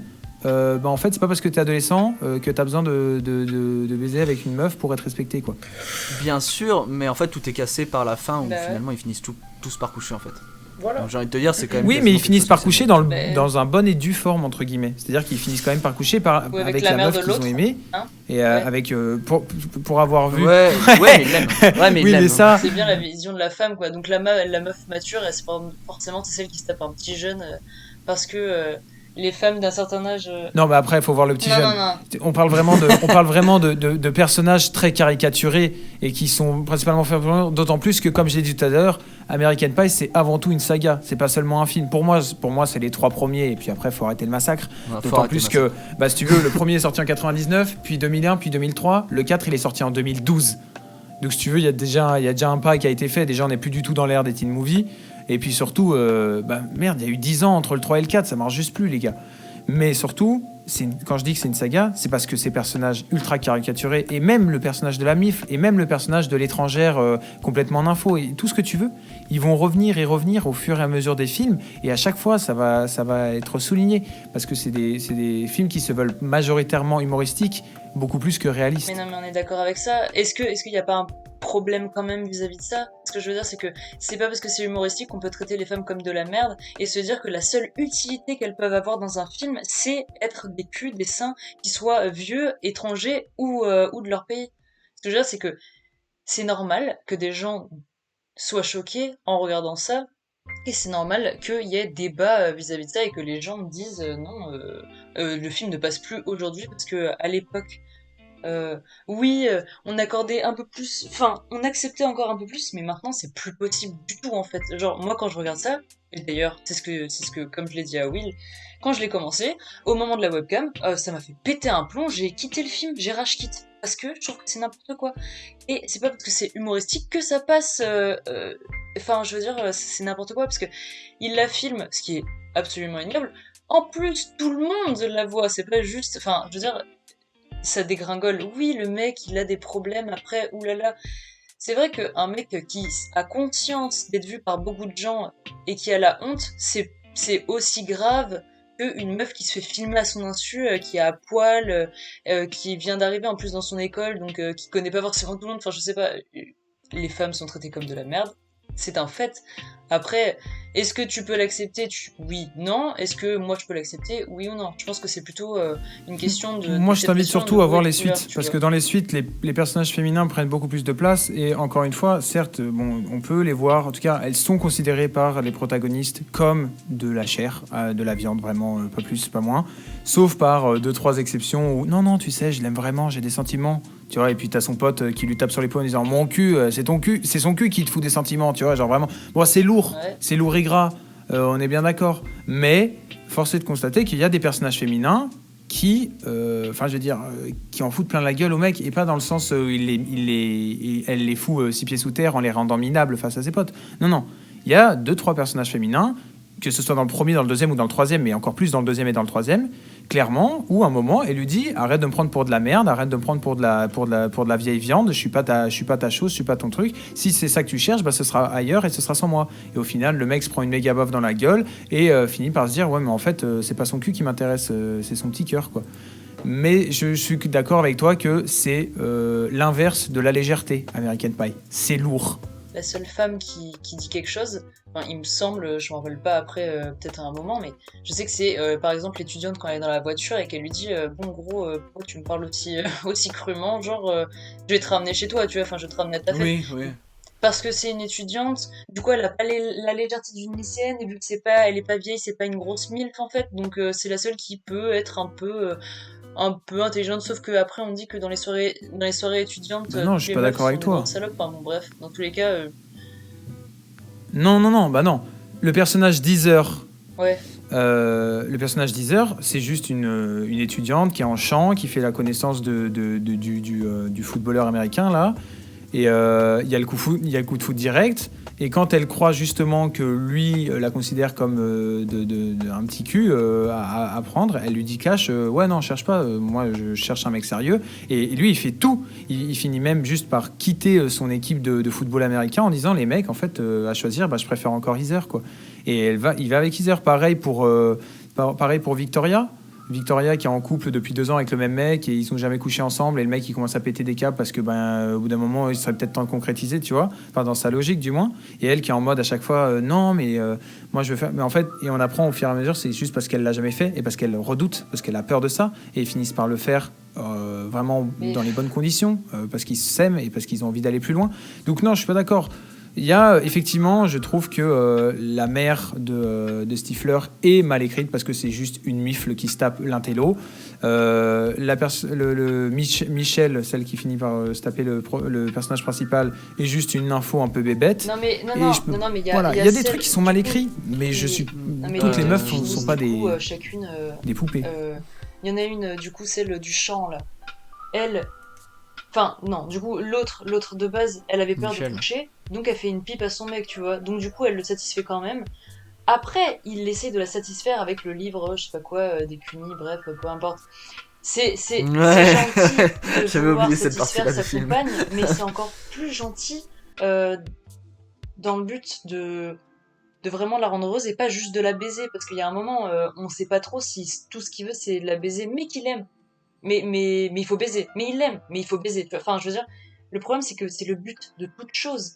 Peu importe si ben, peu J'ai pas importe vu ça comme ça, mais ok. si il essaye de bien la traiter parce qu'il aime, dans tous les cas, ce qu'il veut, c'est la baiser. Et c'est ce qu'il arrive à faire à la fin. Parce que les femmes, si tu quittes ton truc de football et tout ça, même si t'as mal agi, même si t'as été un bâtard et que elle t'a vu avec un autre mec, l'autre mec qui t'imitait en train de la baiser super salement, peu importe. Parce que, oh, il a quitté son truc de... C'est bon, à la fin, on va pouvoir coucher avec eux parce qu'ils sont trop gentils, en fait, les mecs. Alors que de base, tout ce qu'ils voulaient, c'était ce qu'ils ont eu à la fin. Ils ont réussi. Que ce soit par l'amour, ou par la drague, ou par... Oui, mais pas dans les... Oui, mais tu peux pas considérer le début et la fin comme. Mais, Il y bien a eu sûr. un milieu. Je suis Ah, mais désolé. bien sûr. À la fin, Heather et le joueur de football, ils couchent ensemble dans l'amour. Et d'ailleurs, dans le 2, ils sont toujours amoureux. Ils sont à distance et elle le trompe pas. Enfin, elle le trompe pas, il le trompe pas. Ils ont aucun. Enfin, je veux dire, c'est vraiment des gens qui s'aiment. Ils finissent par coucher ensemble parce qu'ils s'aiment. Et c'est pareil pour d'ailleurs Victoria là. Elle finit par effectivement faire une pipe à son mec et lui il tente de la satisfaire. Ils finissent par coucher ensemble pour aller plus loin en espérant que ça puisse faire évoluer leur relation. Au final, elle le quitte quoi. Bah non, mais je trouve juste que American Pie c'est lourd, c'est parfois mal écrit et que clairement aujourd'hui, bon après déjà juste on va passer rapidement sur le fait qu'aujourd'hui ça existe quasiment plus les teen movies, mais effectivement si American Pie sortait aujourd'hui, je pense qu'il serait démonté par la critique et il serait retiré des salles et même interdit dans certains pays. By the way, je trouve surtout que American Pie a tendance à se pas s'auto-censurer, mais tu vois, genre, s'auto-flageller. C'est-à-dire que vous considérez les meufs comme de la viande, elles vous considèrent comme des gros cons. Voilà. Donc vous essayez de la baiser et elles vous font tourner en bourrique. Vous voulez aller plus loin, elles vous mettent un gros stop. Vous êtes obligé de le prouver et en fin de compte, c'est vous qui perdez. Et c'est que des trucs comme ça. Je trouve quand même qu'il y a une grosse auto-morale, quoi. Auto-morale dans les American Pie et encore plus dans le 2 et le 3, mais je crois que tu n'as pas vu le 2 et le 3, Marie. Ouais, non. Ouais, Ouais, un dernier mot. un dernier mot. Dire que je suis pas du tout d'accord et que pour moi c'est vraiment du gras et même s'il y a une sorte d'auto-flagellation, je trouve que ça pousse en fait à montrer que les hommes de cet âge-là sont des gros cons et les femmes de cet âge-là sont vues par les hommes comme des morceaux de viande et même si elles ne le sont pas, elles sont quand même maltraitées par des hommes. Donc c'est un fait, elles sont maltraitées dans le film. Donc peu importe si elles font tourner en bourrique machin en bidule parce qu'ils le méritent bien dans le film, je trouve qu'elles sont mal représentées et mal vues et donc je ne suis pas d'accord avec le fait que ça va, c'est pas si grave que ça. Hélas, American Pie n'est pas un cas isolé. On va pas parler de The 100 Girls parce que c'est quand même un mauvais film. Non, par contre, désolé, un ça a petit coupé. truc souligné, petite anecdote comme ça, il y a des acteurs de 100 Girls dans American Pie. Ouais, oui, un côté bon, c'est quand Non, même mais des je le mecs, souligne parce que- ils ont quasiment eu aucune carrière, faut pas se mentir. Non mais voilà, on va en reparler après de la proximité entre tous les teen movies des années 90. Quoi. Alors, du coup, en fait, on en a un peu parlé de manière dissimulée, mais malgré tout, les teen séries, c'est ce qui a quand même repris énormément le flambeau des teen movies. Aujourd'hui, on voit plus beaucoup de teen movies sortir. On voit énormément de teen séries depuis 10 ans environ. D'un côté, on est dans une ère d'explosion des séries. Je veux dire, bon, on va pas se mentir que depuis que Game of Thrones et Breaking Bad sont passés par là, il y a quand même des séries qui sortent à l'appel, des Peaky Blinders et tout ça. Et forcément, le genre du teen movie se retrouve incorporé aux teen séries bien plus qu'au cinéma. Et en fait, moi, j'ai eu cette impression, parce qu'on parlait du fait que mine de rien, American Pie s'est quand même dépassé moralement. Comme beaucoup de teen movies, même The Breakfast Club, on peut en parler, hein, mais c'est extrêmement limite sur certains points. Et je trouve qu'en fait, il y a une vengeance, une revanche des morales et sociales à travers les teen séries, parce que moi, je peux prendre l'exemple de Skins, qui est sorti il y a 12 ans maintenant, qui avait déjà... la moitié des personnages principaux étaient des femmes, qui avaient autant de place que les hommes. On parlait déjà d'homosexualité, de bisexualité, on parlait vraiment d'adolescents au sens de groupe du terme, avec leurs problématiques, et non plus de moi homme, vouloir femme en fait, et femme vouloir homme, ou des trucs comme ça. Et en fait, je trouve que les teen séries ont énormément influé le genre, et l'ont fait un petit peu ressortir de manière positive. Alors, j'ai cité notamment Skins, mais je peux citer Euphoria qui est sorti il y a 2 ans, et là ils ont sorti une saison qui est un peu dans le même trip, et qui est beaucoup plus sérieux sur le coup, mais qui a quand même une espèce de... C'est toujours, on parle toujours d'aller en soirée, on parle toujours de jeunesse quand même. C'est pas comme Submarine où on est en mode... Submarine quoi, c'est-à-dire la dépression et le non-lol. Moi j'aimerais bien aborder 5 minutes, je sais pas si vous avez vu Sex Education. Et moi, c'est une série que je ne supporte pas, bien qu'elle ait des qualités, et c'est en fait finalement, je pourrais considérer quasiment que c'est la teen série la plus connue sortie ces 2-3 dernières années. Sex Education, quand ça sort, bon, ça fait quand même une certaine explosion. Et moi, je sais que justement, je trouvais qu'ils étaient allés trop loin dans cette volonté de revanche morale, et que c'était devenu une série qui ne mettait plus en avant des personnages réaliste, et qu'en fait ils cherchaient à faire du quota en fait, et de mettre un maximum de regardez, nous on met tel type de population, tel type de personnes, tel type de sexualité, et finalement en fait notre scénario en fait c'est juste une liste à cocher quoi. Donc je sais pas ce que vous en pensez des teen séries en général, de Sex Education si on en parle plus précisément. Rapidement, je vais laisser la place aux autres, mais nous on en a déjà beaucoup parlé en privé, Will et moi, et tu sais déjà ce que je pense de Sex Education, mais en une phrase je dirais tout simplement que Sex Education, ou du moins leur lycée, n'existe pas. Ouais, mais après, tous les teen movies, excuse-moi, il n'y a pas un lycée qui... Ce n'est pas possible. Non mais si, parce que dans les teen movies, on s'intéresse à une personne, à un groupe de personnes, et on part du principe que la plupart des autres sont pas normaux, mais peut-être moins... Si on se concentre à eux, c'est parce qu'ils ont une spécificité. Sex Education, tu prends n'importe quel personnage, c'est incroyable. C'est incroyable. Je veux dire, tu l'as dit il y a 2 minutes, et honnêtement, je pensais pas le critiquer parce que dans la saison 1, c'est pas trop, mais dans la saison 2, c'est l'abus.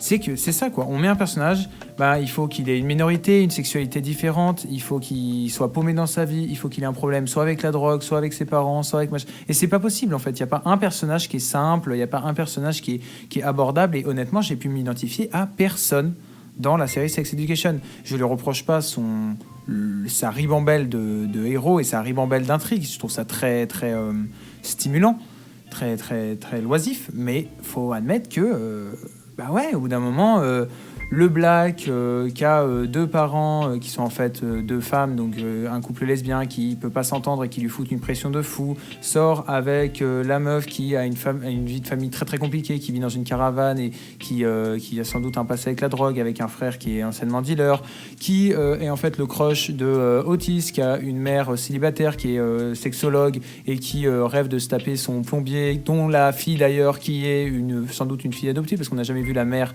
de Ola, mais qui est une petite noire, enfin je sais pas comment dire ça autrement, mais qui sort avec Otis, qui a comme meilleur ami un pote black aussi, homosexuel, très efféminé, et que du coup ses parents ont beaucoup de mal à l'assumer. Enfin, c'est fou. C'est fou, c'est incroyable, tu peux pas mettre, moi ça me tue, et je trouve que cette volonté de vouloir plaire à tout le monde et de représenter tous les types, ça a gâché la série. Et la saison 2 m'a été insupportable à voir. J'ai beaucoup aimé la saison 1 parce qu'il faut l'admettre, au même titre que Submarine, c'est une série de qualité. C'est beau, c'est bien fait, les dialogues sont bons, la musique est bonne, vraiment c'est, voilà quoi, l'équipe photo, tout comme d'habitude. Les acteurs. Vraiment, ils gèrent de fou. Ils gèrent de fou et le scénario est loin d'être horrible, d'autant plus que le scénario, c'est le même qu'un film, donc j'ai oublié le nom, mais le coup de j'ai une mère sexologue, j'ai des gens qui ont des problèmes avec des sexualités, moi je vais devenir le sexologue de mon lycée, quoi. C'est vraiment ça, quoi. Ça reprend énormément de codes du teen movie, les losers qui essayent d'être voilà, le petit gars qui a un peu de problème avec sa sexualité, qui cherche à avoir Maeve, la meuf la plus cool au monde, qui a genre tout fait, tout vu, tu vois. Mais bordel, c'est plus possible. Au bout d'un moment, t'en peux plus, quoi. Tu vois un nouveau gars arriver, tu te dis, bon alors lui, il est quoi? Il a changé de sexe il y a 2 ans, il a du mal avec... Tu vois, je critique pas ça, mais si, en fait, si je le critique. Parce que c'est énervant. Non, mais je veux dire, je critique pas le fait que ça existe et que t'as envie de le représenter. Mais c'est un peu comme les grandes licences ou les Yes Man, tu vois. Aujourd'hui, en gros, quand t'amènes un scénario, on te dit bah, ça manque de ça, donc tu me rajoutes ça. Et en fait, maintenant, on ne dit plus ça manque de temps ou c'est trop cher. On te dit ça manque d'un handicapé, ça manque d'un noir, d'une asiatique, de 2 femmes lesbiennes. Il y a qu'à voir le dernier Star Wars, moi, ça m'a trouvé le cul. C'est-à-dire que c'est pas le fait que ça existe, c'est le fait de comment c'est amené. C'est-à-dire que c'est mal amené. C'est-à-dire que quand je le vois à l'écran, je me dis, bah ça, mine de rien. Tu sens que c'est un côté. Il y a un mec qui a pris un stylo rouge, tu veux. Il y a un des producteurs qui a pris un stylo rouge, puis qui a marqué scène acte, machin, tu me rajoutes un baiser lesbien là. Ouais, ok, c'est cool, mais ça marche pas en fait. Ça marche pas parce que c'est plus. T'essaies de plaire à tout le monde en rendant accessible à tout le monde le récit, mais du coup, tu bloques la liberté du réalisateur. Par contre, et je suis désolé, moi, ça me saute à la gueule. En fait, je pense que c'est la volonté d'ailleurs du réalisateur, entre autres, de mettre de toutes les communautés, et je pense que c'est pas forcément destiné à un public comme tu pourrais l'être. Je pense que c'est destiné à un public qui se sent justement en tant que minorité, et donc que ce soit les noirs, du coup, les blacks, et autres, et les différences sexuelles ou de genre et tout ça, tout ce qui est différent, bref, tout ce qui fait partie de minorité, peu importe, est important d'être représenté. Alors oui, chacun des personnages fait partie d'une minorité. C'est comme dans 13 Reasons Why, on dirait qu'ils essayent de prendre absolument tous les problèmes d'adolescence et de les mettre dans une série. Surtout la saison 3 et tout ça, on dirait qu'ils essayent de prendre tous les problèmes qu'ils peuvent trouver, ils creusent, hein, parce que vraiment, maintenant, il y a le mec, il a des hallucinations et tout ça, enfin vraiment, bref. Il force. Ah oui, ok, carrément. Non, mais la saison 2 de Sex Education, enfin, je veux dire, au bout d'un moment, les mecs, ils se réveillent chaque matin avec une nouvelle sexualité. En fait, je comprends que ça puisse te déranger, enfin, que tu puisses ne pas te sentir proche de ça. Mais moi je trouve que c'est pas un défaut parce qu'en fait c'est juste pas destiné à toi en fait et que du coup ça te touche pas, mais si tu veux... peu importe en fait, c'est juste quelqu'un Mais je critique surtout ça. Ouais, j'insiste sur le fait que je reconnais la qualité de tout le reste. J'ai adoré la saison 1, mais c'est vraiment la saison 2 qui a fini l'achever. Moi je suis d'accord avec Roméo dans le sens où en fait moi je trouve que en fait ça porte préjudice au scénario dans sa construction. Ça essaie de raconter 10 000 histoires en une et des histoires qui sont peut-être pertinentes pour une minorité. Mais par exemple, si demain, moi j'ai envie d'écrire dans un scénario un personnage, je sais pas, moi lesbien ou. lesbienne, pardon, excuse-moi. Non, un personnage lesbien. Non, un personnage lesbien. Ouais. Je sais pas quoi. Moi, en fait, si tu veux, je vais pas me forcer à écrire un personnage lesbien pour rajouter un personnage lesbien au sein d'une histoire. je vais écrire un personnage lesbien parce qu'il y a un intérêt concret à vouloir écrire un personnage lesbien.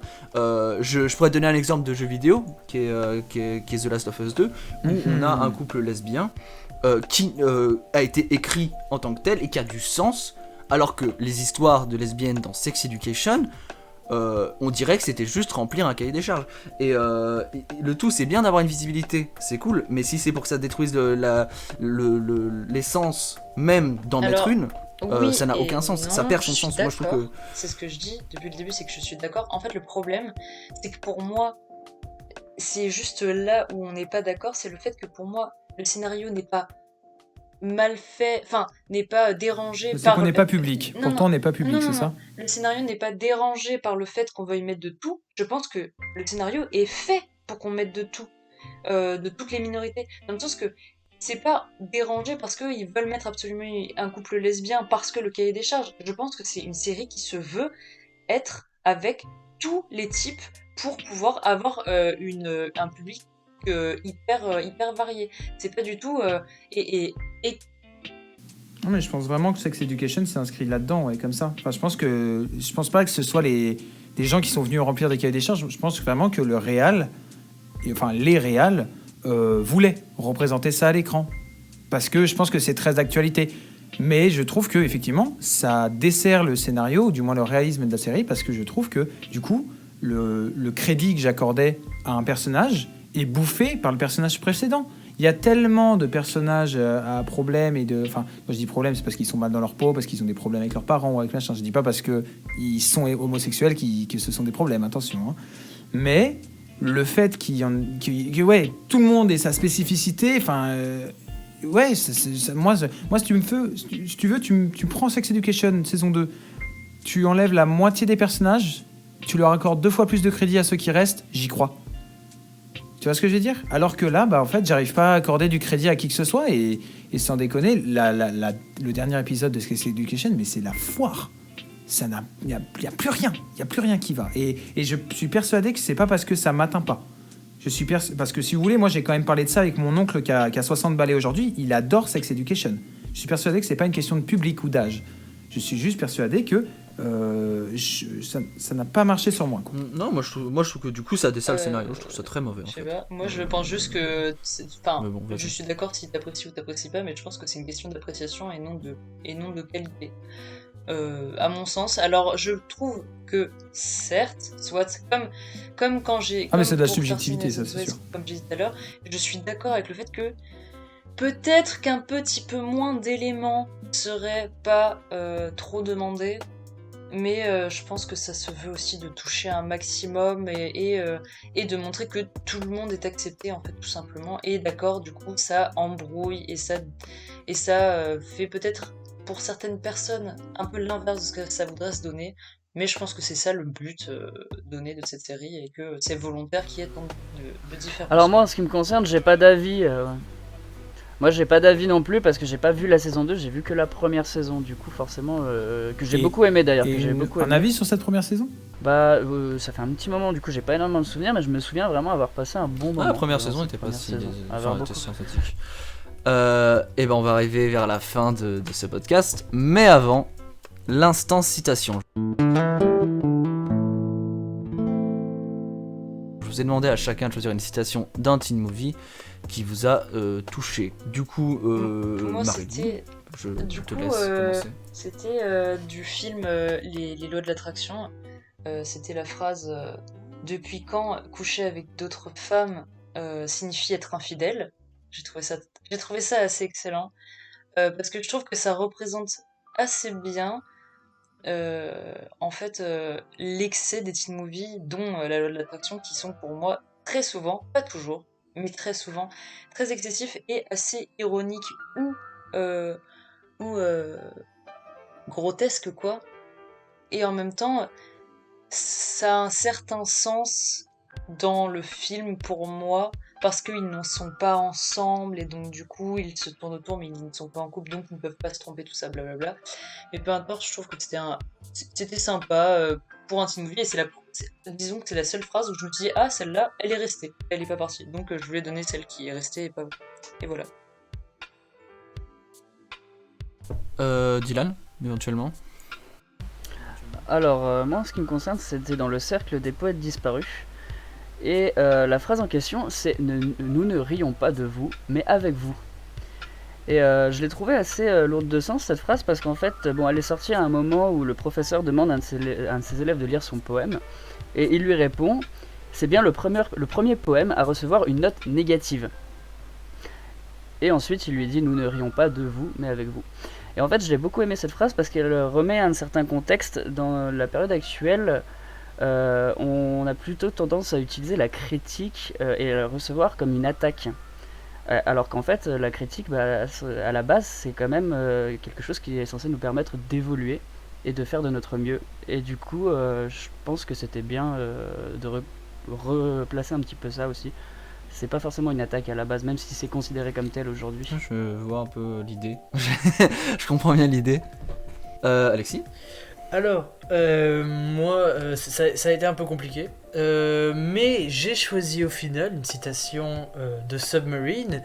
Quelle est la profondeur de l'océan ? Donc ça, c'est une question qui revient à 2 reprises. Et alors, je l'ai pas prise pour une raison, parce que cette phrase m'a touché ou quoi. En fait, si elle m'a touché, mais je ne sais pas pourquoi. Je ne sais pas ce qu'elle veut dire, mais à un moment...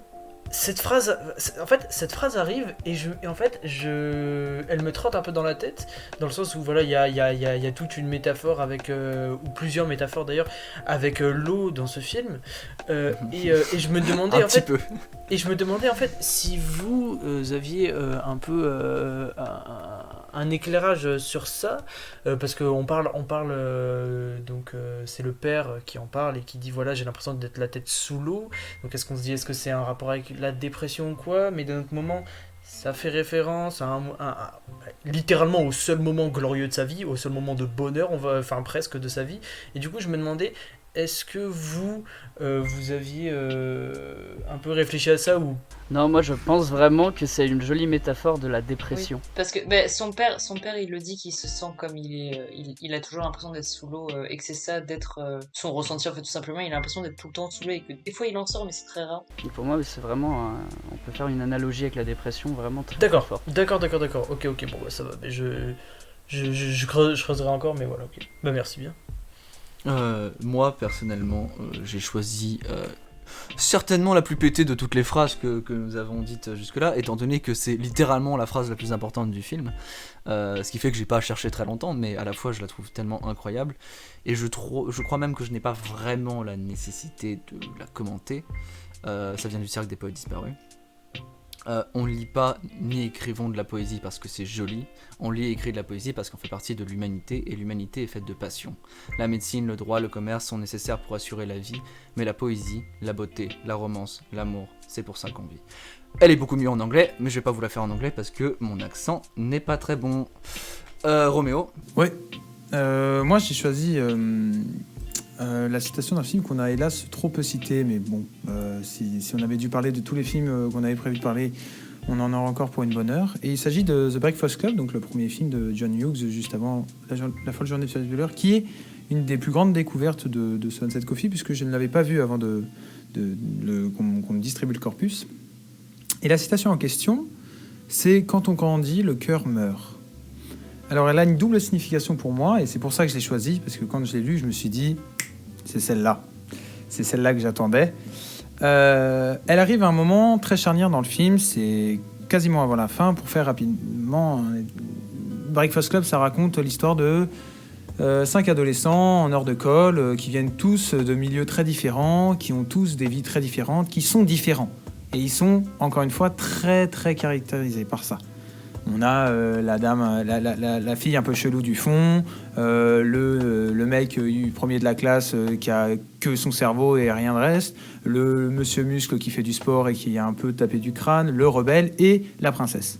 Grossièrement, c'est des cas qu'on reverra dans plein d'autres teen movies. Donc, c'est un des premiers teen movies, c'est le plus vieux du corpus d'ailleurs, et ça instaure déjà les bases.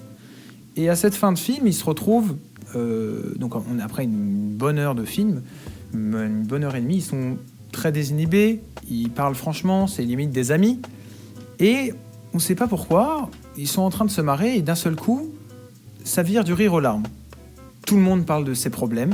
Tout le monde dit, tu crois que moi, ma vie, elle est facile, mes parents, ils me foutent la pression. Tu crois que moi, ma vie, elle est facile, mes parents, ils m'aiment pas. Tu crois que ma vie, elle est facile, je baigne dans la drogue, j'ai pas de parents. C'est vraiment une séquence très, très, très, très, très chargée en émotions. Et c'est une des séquences, si ce n'est la séquence la plus importante, parce que c'est au moment, alors que ça fait 1h30 qu'on les suit, ces personnages, c'est le moment où on les découvre. On découvre pourquoi ils sont comme ça avec les autres, pourquoi ils sont comme ça tout simplement. Et on a ce personnage de la fille un peu bizarre, qui parle pas trop, et qui est très différente, qui dit « Quand on grandit, le cœur meurt ».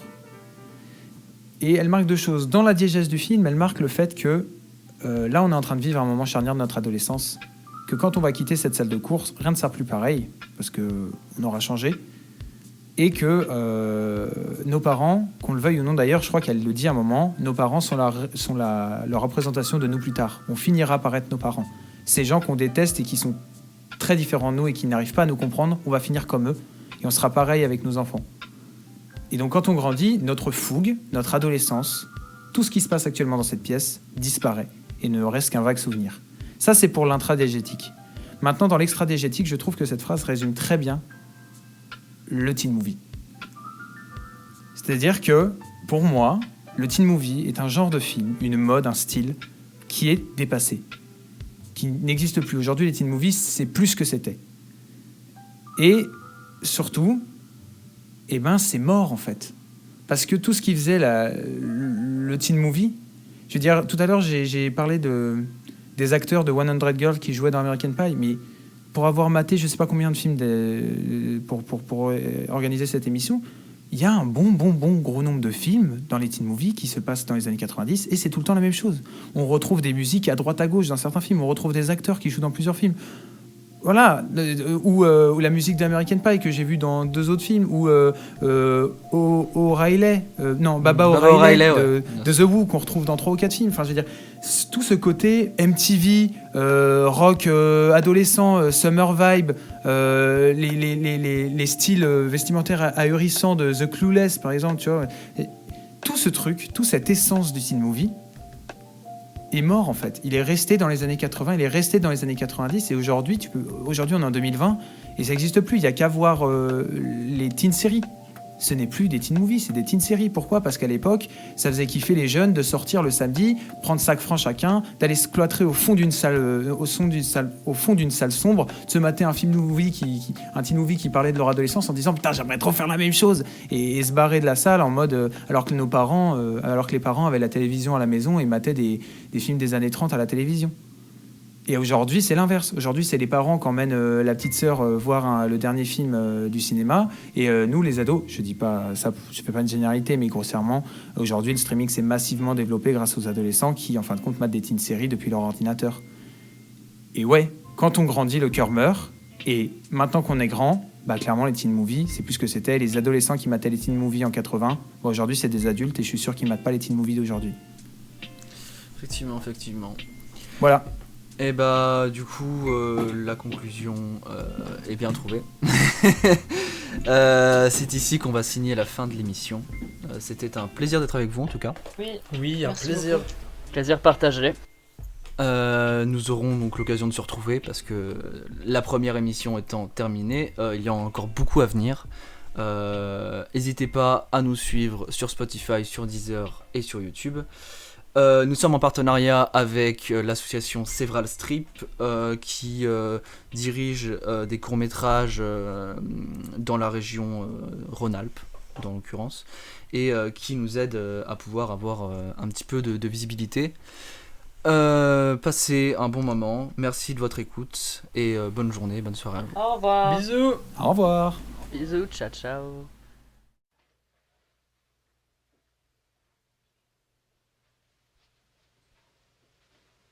You're still here? It's over.